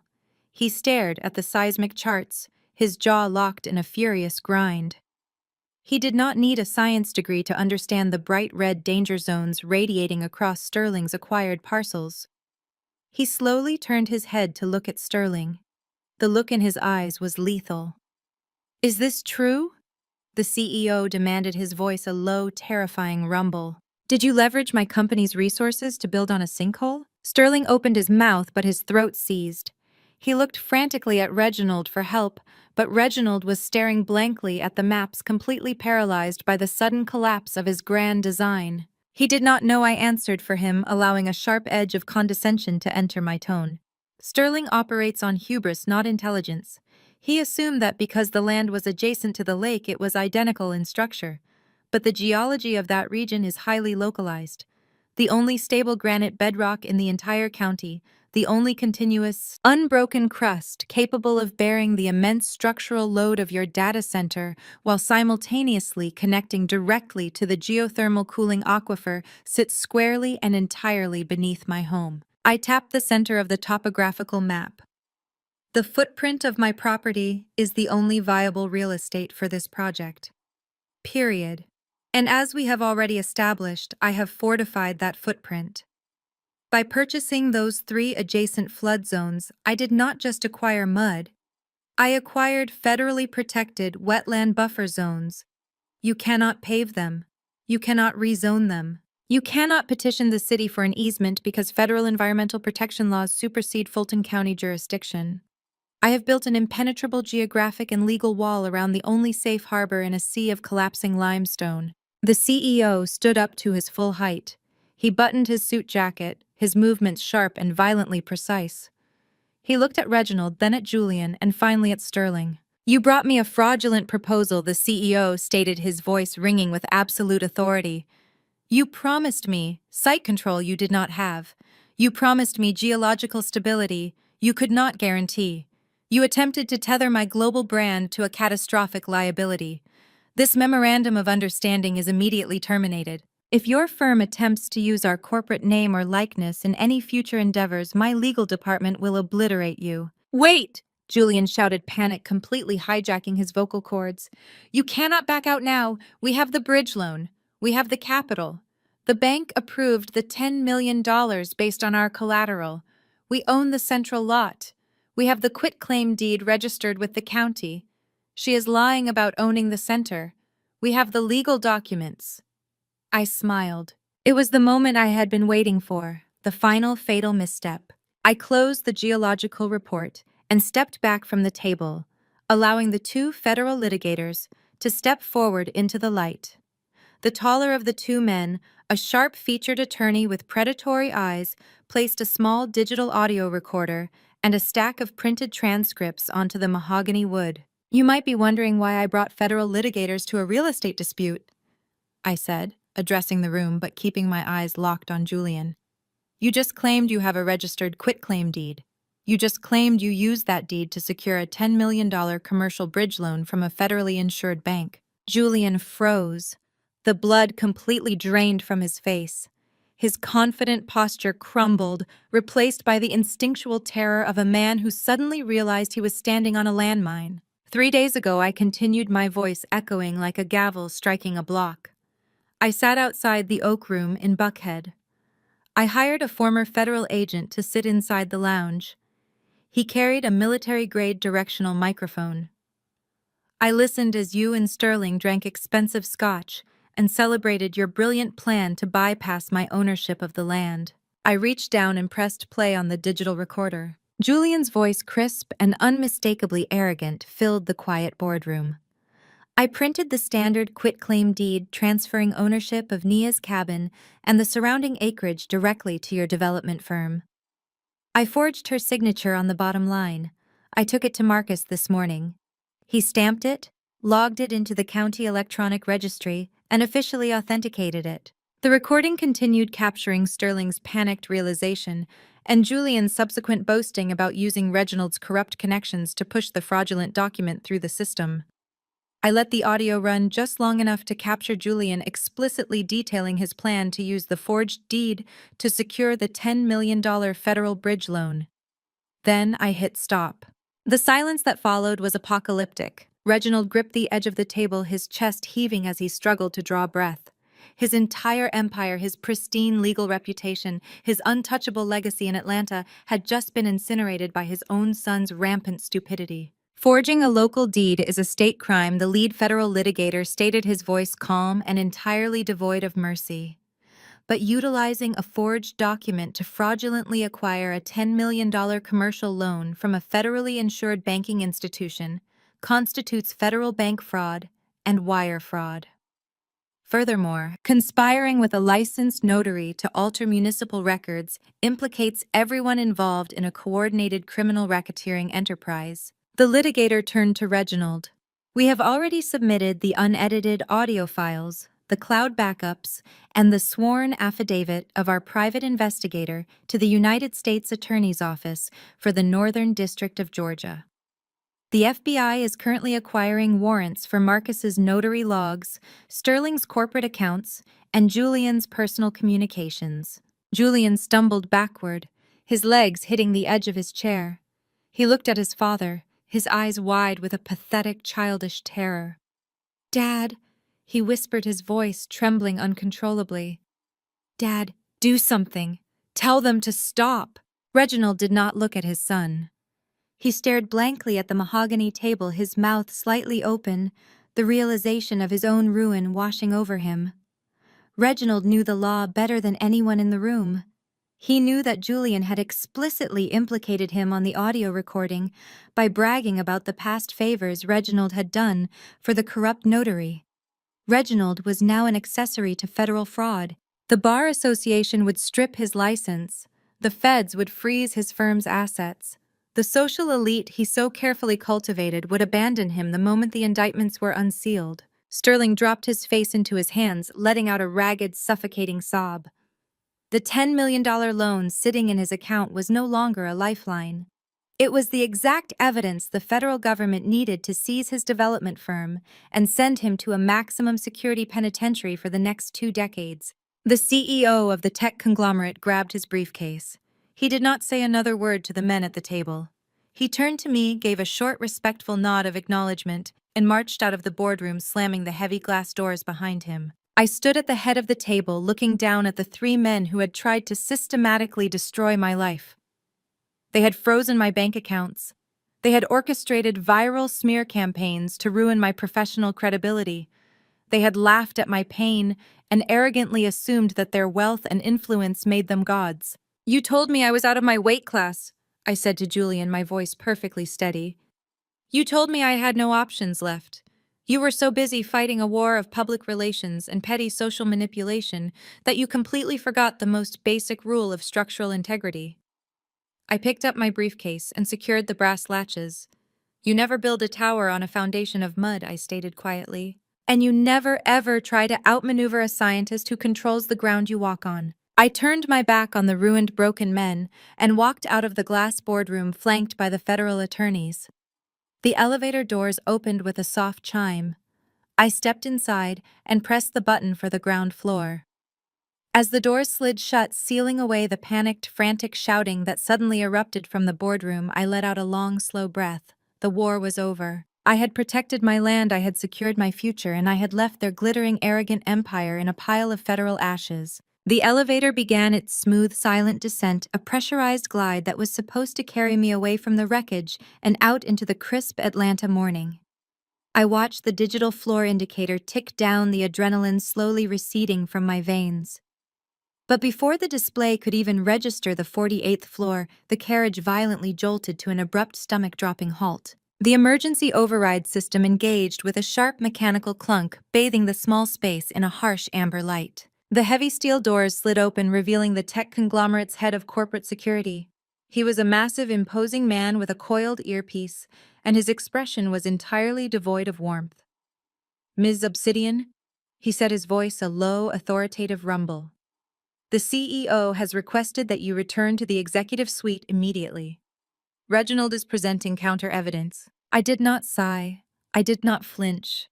I simply adjusted my grip on my leather briefcase, gave the security chief a curt nod, and stepped back out onto the top floor. The war, it seemed, required one final execution. When I walked back into the glass-walled boardroom, the atmosphere had drastically shifted. The initial shockwave of my geological revelation had passed, and Reginald had slipped into the one persona that had made him the most feared corporate attorney in the Southeast. He was in full survival mode. He had stripped off his suit jacket, his sleeves rolled up, his hands planted firmly on the mahogany table. He was projecting an aura of absolute, unshakable legal authority, desperately trying to wrestle control of the narrative back from the abyss. Sterling and Julian were hovering behind him like frightened children hiding behind a shield. The tech CEO was still standing at the head of the table, his arms crossed over his chest, his expression dark and skeptical. As I approached the table, flanked once again by my federal litigators, Reginald pointed a rigid, accusatory finger directly at my chest. "Do not listen to a single word this woman says." Reginald bellowed, his voice resonating with the practiced theatrical outrage of a courtroom veteran. "She is a disgruntled, bitter ex-wife who is currently drowning in the middle of a highly contentious, financially devastating divorce. She is trying to disrupt a completely legal, federally compliant commercial sale out of sheer, unadulterated spite." Reginald reached into Sterling's leather portfolio and pulled out a single crisp document. He slammed it down onto the center of the mahogany table, smoothing his hand over the heavy cardstock. It was the trump card. It was the very document that Julian had bragged about securing. "This is the official, legally binding quitclaim deed for the Central Lake Lanier property," Reginald announced, his voice ringing with aggressive triumph. "It is stamped, it is verified, and it is fully registered with the Fulton County Clerk. It bears her exact signature." It legally transfers all rights, title, and interest of that land directly to Sterling's development firm. The CEO looked down at the document, his eyes scanning the notary seal and the signature line. Reginald pressed his advantage, leaning closer to the tech magnate. That digital audio she played for you earlier was a complete fabrication, Reginald insisted, his tone dripping with condescension. We live in an era of artificial intelligence and deepfakes. Any desperate, vindictive amateur can splice together a synthetic audio file to make it sound like my son is confessing to a crime. She manufactured that recording to stall this acquisition, because she knows she legally signed away her rights to the property. Look at the paper. Look at the county seal. This is empirical, undeniable legal proof of site control. She has nothing but a fabricated tape and a vendetta. Julian puffed out his chest, emboldened by his father's aggressive defense. She is crazy, Julian chimed in, his voice cracking slightly. She has been trying to extort us for months. You cannot let her derail a billion-dollar infrastructure project with a fake recording. Sterling nodded vigorously, sweat beading on his forehead. The bank verified it, he pleaded, looking at the CEO. The federal underwriters verified the deed. It is real. We own the land. The tech CEO slowly lifted his gaze from the document and looked at me. The silence in the room was suffocating, thick with the smell of expensive cologne and desperate fear. Reginald stood tall, a smug, victorious sneer beginning to form on his lips. He honestly believed he had won. He believed that the sheer force of his reputation combined with a piece of stamped paper was enough to override reality. I did not argue. I did not raise my voice or attempt to defend my character. I did not even look at the forged document sitting on the table. Instead, I calmly reached into my blazer pocket and pulled out my smartphone. I walked past Reginald, ignoring his presence entirely, and moved toward the sleek state of the art audiovisual control console built into the wall of the boardroom. I tapped the glowing glass screen, navigating through the corporate menus until I found the wireless pairing options. May I asked, looking directly at the tech CEO. The CEO's eyes narrowed, but he gave a single sharp nod of permission. I connected my phone to the boardroom's integrated Bluetooth audio system. The system was designed for global teleconferencing, equipped with high-fidelity surround sound speakers embedded seamlessly into the ceiling. I bypassed the heavily edited compressed audio snippet I had played earlier. I opened the raw, uncompressed master file, the exact feed that Vance had captured from the directional microphone at the cigar lounge. Reginald, I said, turning to face him with a cold, terrifying smile. You are absolutely right about one thing. We do live in an era of deepfakes and artificial intelligence, but we also live in an era of digital metadata, localized acoustic rendering, and high-definition federal surveillance. I tapped the play button on my screen. The crystal-clear audio did not just play, it engulfed the room. The surround sound speakers perfectly replicated the acoustic environment of the Oak Room. You could hear the exact spatial distance between Julian and Sterling. You could hear the ice shifting in their glasses. You could hear the faint, unmistakable voice of a specific lounge waitress in the background asking if they needed another round of Macallan. It was impossible to fake that level of ambient environmental authenticity. Then Julian's voice boomed from the ceiling speakers, completely unfiltered and devastatingly clear. I forged her signature on the bottom line. It was remarkably easy to copy from our old joint tax returns. I took it to Marcus this morning. He stamped it, logged it into the county electronic registry, and officially authenticated it. As far as the state of Georgia is concerned, Nia happily signed over her property today at noon. Reginald's smug smile vanished. The color began to drain from his face, but the recording was not finished. I had let the tape run longer this time, exposing the darkest, most radioactive part of their conspiracy. On the audio, Sterling's panicked voice echoed through the boardroom. Are you out of your mind? If the bank finds out we are using a falsified deed to secure a $10 million commercial loan, we are looking at federal bank fraud. That is 20 years in a federal penitentiary, Julian. And then came the kill shot. Julian's arrogant, dismissive laughter filled the room, followed by the words that would officially end his father's career. They are not going to find out, Julian's voice bragged from the speakers. Marcus owes my father a massive favor from a DU. I charge a few years back that Reginald quietly made disappear. Marcus has a very flexible moral compass when it comes to repaying his debts to the family. And even if Nia figures it out, Dad will just bury her in so much expensive corporate litigation, she will spend the rest of her life in court. Dad knows exactly how to protect this deal. He gave me the green light to handle the notary. I reached out and paused the audio. The silence that slammed into the boardroom was absolute crushing and completely final. I looked at Reginald. The transformation was staggering. The aristocratic, powerful attorney had entirely vanished.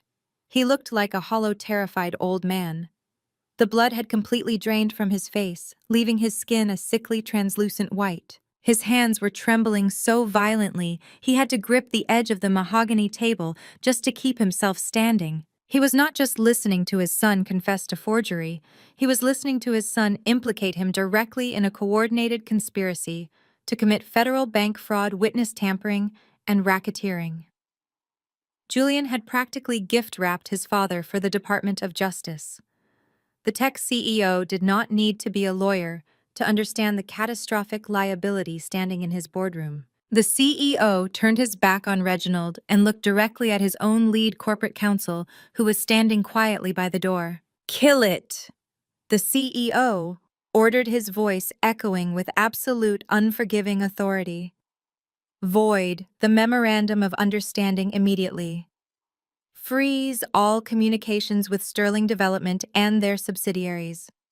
Contact the bank and notify their fraud department that we are officially severing all ties with this firm due to gross misrepresentation of assets. I want our corporate name completely scrubbed from this catastrophic liability before the hour is up."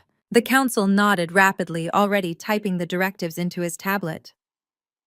"Wait," Sterling pleaded, falling to his knees.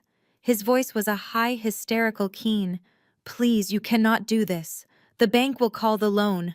My firm will go bankrupt. We will lose everything. Please, I can fix this. I can find another site."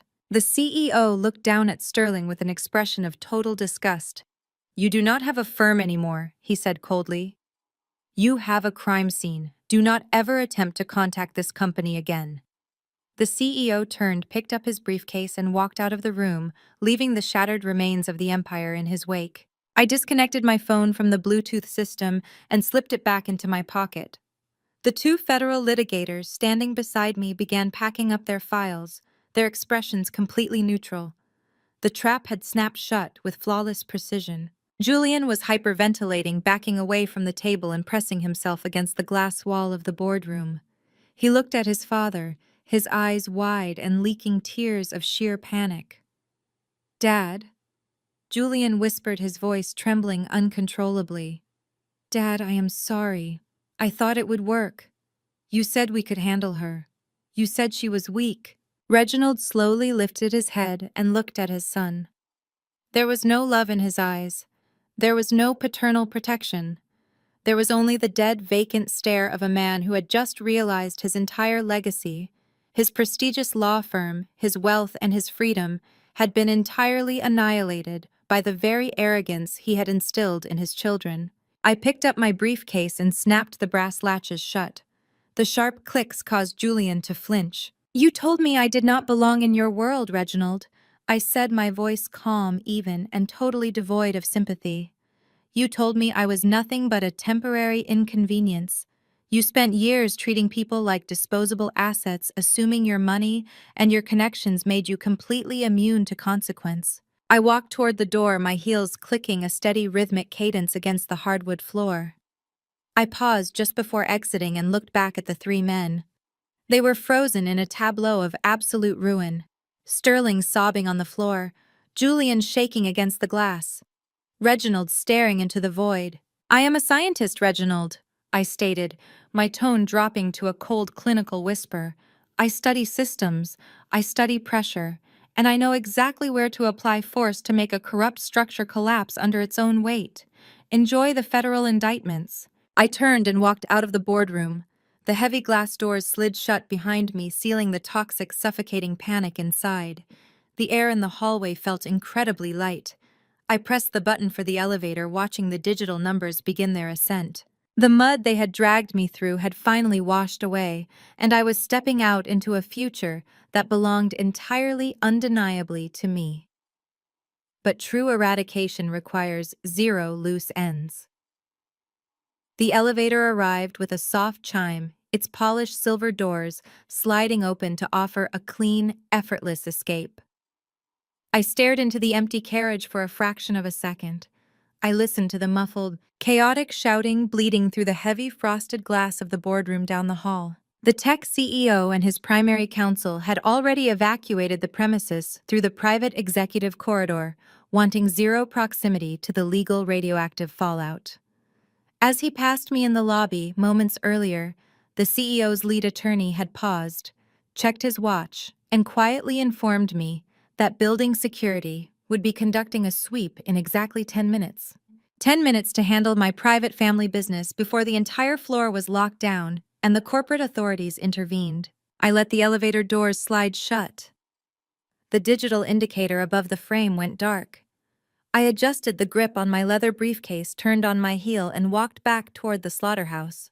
When I pushed the heavy glass doors open and stepped back into the boardroom, the shouting instantly died. The three men jerked their heads toward me, their faces pale and slick with panicked sweat. The federal litigators had stepped out into the hall to maintain a perimeter, leaving me completely alone with Reginald Sterling and Julian. The power dynamic in the room had fundamentally inverted.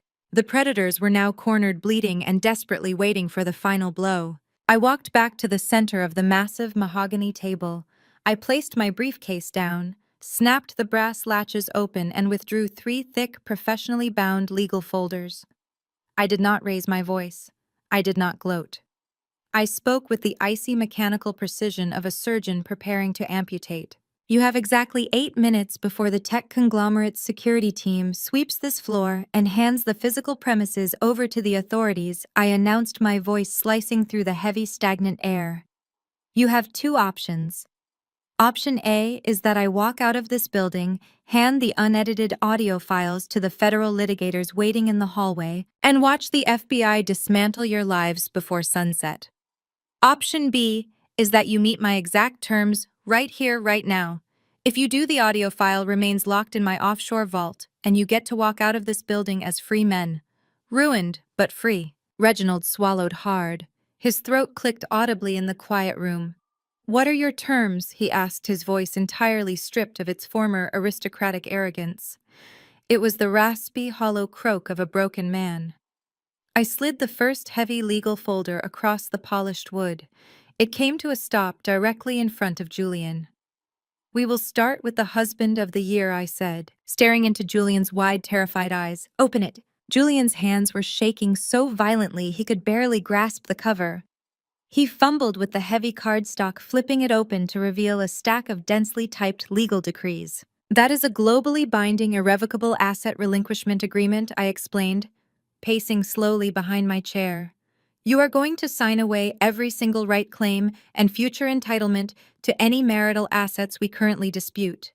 You will authorize the immediate lifting of the freeze on all of my personal and business checking accounts. You will transfer the entirety of your liquid stock portfolio into my primary holding account by close of business today as restitution for financial abuse. You will walk away from this divorce with nothing but the clothes on your back and the car you drove here in. Julian looked up, his face contorted in a mix of indignation and horror. Nia, that is everything, he stammered, a pathetic whine edging into his voice. That is my entire personal net worth. I will not have a dime to my name. You cannot leave me with absolutely nothing. I leaned over the table, bracing my weight on my hands, bringing my face inches from his. You forged my signature on a county document to steal my home, Julian. I am giving you the extraordinary privilege of choosing poverty over a federal prison cell. Pick up the pen. Julian looked to his father for intervention, a desperate, silent plea for a legal loophole or a rescue strategy. Reginald did not even look at him. Reginald kept his eyes locked on the mahogany grain, his posture rigid with defeat. With a ragged, breathless sob, Julian picked up the heavy gold fountain pen sitting on the table. His hand trembled as he dragged the ink across the signature lines, authorizing his own total financial ruin. He signed document after document, tearing through the pages with frantic, terrified speed. When he finished, he pushed the folder back toward me, burying his face in his hands, completely broken. I ignored his crying. I slid the second folder across the table, aiming it precisely at Sterling. It hit his portfolio with a sharp thwack. Sterling flinched, his eyes darting frantically from the folder to my face. "Your turn, Sterling," I said, my voice maintaining its flat, relentless cadence. "You attempted to use my property to secure a billion-dollar development deal. You lied to investors, you lied to the bank, and you conspired to commit federal wire fraud. Your firm is effectively dead. But the bank still deposited a $10 million commercial bridge loan into your operating account this morning." Sterling's breath hitched. He stared at the folder as if it were a venomous snake. "That folder contains a vendor payout authorization," I explained, tapping the cover with my fingernail.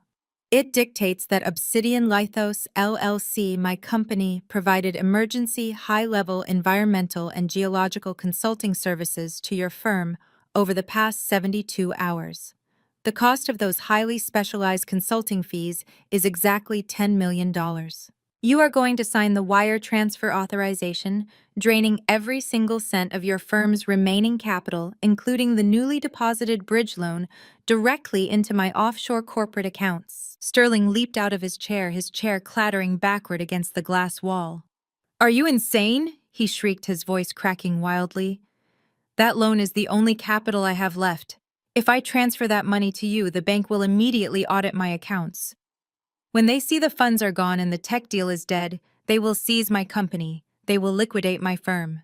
I will be bankrupt by Friday." I stood perfectly still, letting his hysteria burn itself out against the quiet indifference of the boardroom. "If you do not sign the transfer, Sterling, the bank will audit your accounts anyway because the tech conglomerate is voiding your memorandum right now." I countered, my logic brutally cold and inescapable. "When they audit you, they will find the forged quitclaim deed. They will call the FBI. You will lose the firm, and you will spend the next 20 years locked in a concrete box eating terrible food. If you sign the money over to me as a consulting fee, the bank seizes a bankrupt company, but no one goes to jail. You get to go home to Vivian. You get to sleep in your own bed." I looked at the heavy gold clock on the wall. "You have 3 minutes left. Choose." Sterling let out a sound that was half scream, half groan. He grabbed the folder, flipped to the final page, and violently scrawled his signature across the wire authorization form. He signed his corporate death warrant with aggressive weeping strokes, the ink bleeding into the heavy paper. He threw the pen across the table, dropping his head onto the polished wood, totally incapacitated by his own catastrophic failure. I pulled the second folder back, stacking it neatly on top of Julian's. 2 men down, 1 left. I picked up the third and final folder. It was thinner than the others. It did not need to be thick to be devastating. I walked slowly to the head of the table and placed it gently in front of Reginald. Reginald finally looked up. His eyes were bloodshot, the arrogant spark completely extinguished. He looked like an ancient, crumbling ruin of a man. "You always prided yourself on being the smartest man in the room, Reginald," I said quietly, addressing him with a terrifying degree of calm. "You built an entire dynasty on intimidation loopholes and silencing people who did not have the resources to fight back.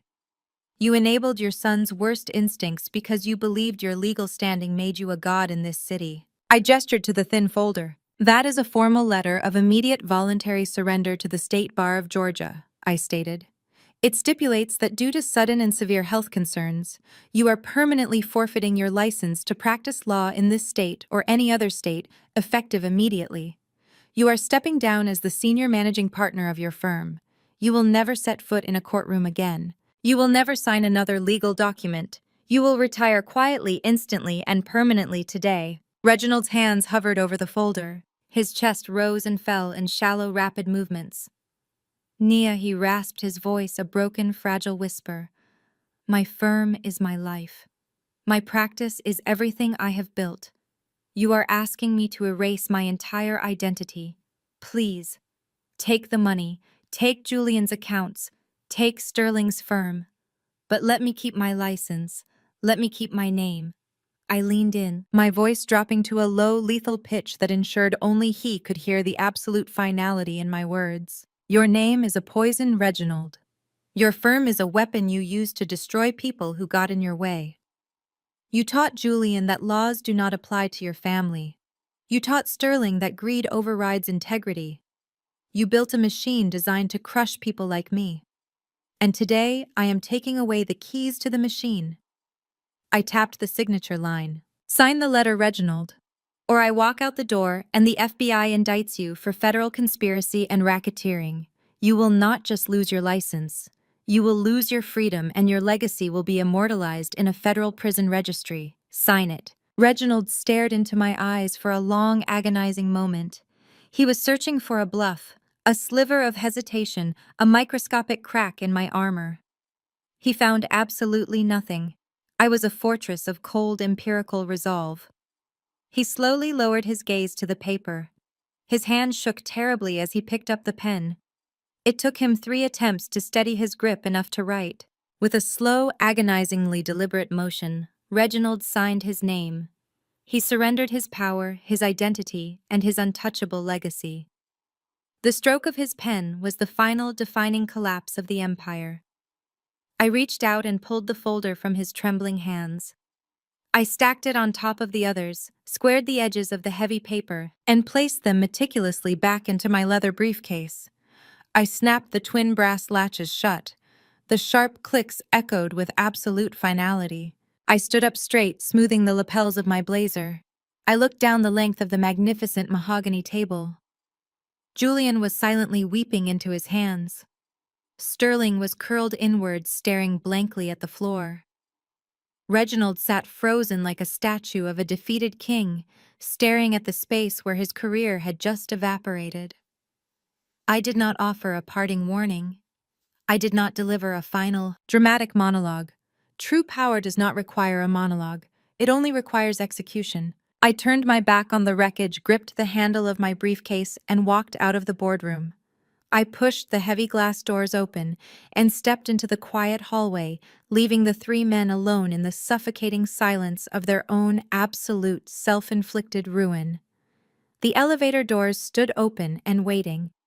I stepped inside, pressed the button for the lobby, and began my descent. By the time the elevator reached the ground floor, the shockwaves of my execution had already begun to ripple outward. The dismantling of the family empire was not a slow decay, it was a rapid, spectacular freefall. The trap I had meticulously set and triggered in that boardroom did not just stop a real estate transaction. It unleashed an absolute avalanche of financial and social ruin that wiped them off the map. Without the tech conglomerates backing and utterly drained of $10 million in working capital, Sterling's development company went into an immediate, irreversible tailspin.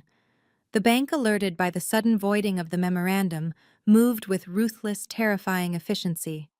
They audited his accounts, discovered the fraudulent nature of the collateral, and froze every single corporate and personal asset Sterling possessed. Bankruptcy court was a brutal, highly public affair. Creditors swarmed like starving locusts, fighting over the scraps of his shattered business. Within 2 weeks, the bank foreclosed on his sprawling Buckhead mansion. I watched the local news coverage with a detached sense of satisfaction as repossession agents hauled away his fleet of luxury vehicles. Sterling was left standing in his driveway, clutching a cardboard box of office supplies, completely stripped of the corporate armor he had used to hide his sheer incompetence. Julian fared even worse. The asset relinquishment agreement he had frantically signed under the threat of federal prison legally stripped him of every last dime. His offshore accounts were drained. His vast stock portfolios were permanently transferred to my holding company. His luxury penthouse was seized to cover outstanding legal fees and debts. Stripped of his trust fund and his father's protective financial umbrella, Julian was forced to move into a cramped, noisy apartment complex on the industrial outskirts of the city. He had to pawn his collection of designer watches just to make his first month of rent. The man who had endlessly mocked my salary and arrogantly forged my signature was now experiencing the terrifying, unfamiliar reality of actual poverty. He had absolutely no marketable skills, no work ethic, and no safety net. The scandal could not be contained to the boardroom. The truth about the forged quitclaim deed and the subsequent federal investigation leaked to the local press, and Dominique's glittering social media empire shattered overnight. The high-end fashion and lifestyle brands that sponsored her carefully curated aesthetic dropped her contracts instantly, terrified of the toxic public relations disaster associated with wire fraud and corporate corruption. Her millions of followers turned on her with brutal speed. She attempted a tearful, unscripted apology video on a live stream, deflecting the blame onto her father and brothers, but the internet was merciless. The comment section tore her apart, mocking her sudden fall from grace. She was forced to delete her accounts, entirely silencing the digital megaphone she had used to harass and belittle me for years. Reginald surrendered his law license on a quiet Tuesday afternoon, stepping down from the prestigious firm he had built with decades of intimidation and corruption. The federal prosecutors declined to indict him, choosing instead to let his absolute professional disgrace serve as a permanent, humiliating warning to the legal community. His name was stripped from the firm's letterhead. But the ultimate, most devastating punishment fell upon Vivian. Atlanta's elite social circles are notoriously unforgiving to losers. Her prestigious country club memberships were suddenly and quietly revoked. Her coveted invitations to charity galas, private auctions, and society luncheons simply stopped arriving. When she attempted to show up at her favorite upscale boutique in Buckhead, pretending everything was normal, she was met with cold, polite indifference from the very women who used to hang on her every word. The whispering followed her everywhere. Vivian was completely exiled from the only world she cared about, humiliated, isolated, and forced to live out her days within the claustrophobic ruins of her husband's shattered legacy. While their world burned to the ground, mine was just taking flight. The tech conglomerate still needed to build their billion-dollar data center. They still needed access to the geothermal aquifer, and they still desperately needed the surrounding buffer zones to comply with federal environmental regulations. But this time, they were dealing directly with the actual legal owner of the land. I did not sit in a smoke-filled cigar lounge and make arrogant, empty promises. I sat in a brightly lit, legitimate legal office and negotiated a masterful corporate land lease. The tech CEO respected empirical evidence and competence, and my geological surveys were flawless. I signed the 50-year corporate land lease for $85 million.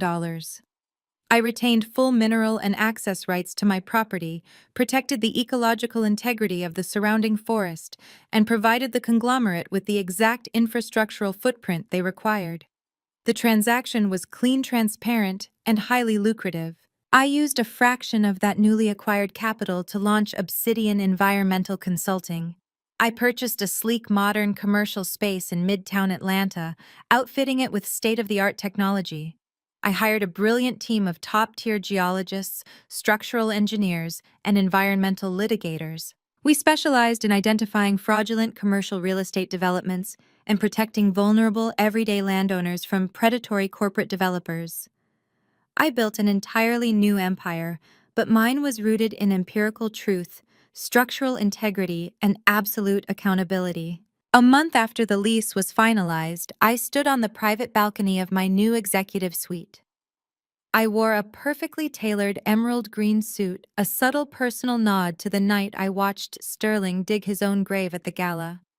I leaned against the heavy glass railing, holding a steaming cup of coffee, and looked out over the sprawling Atlanta skyline. The morning sun reflected brilliantly off the surrounding skyscrapers, casting the city in a warm, golden light.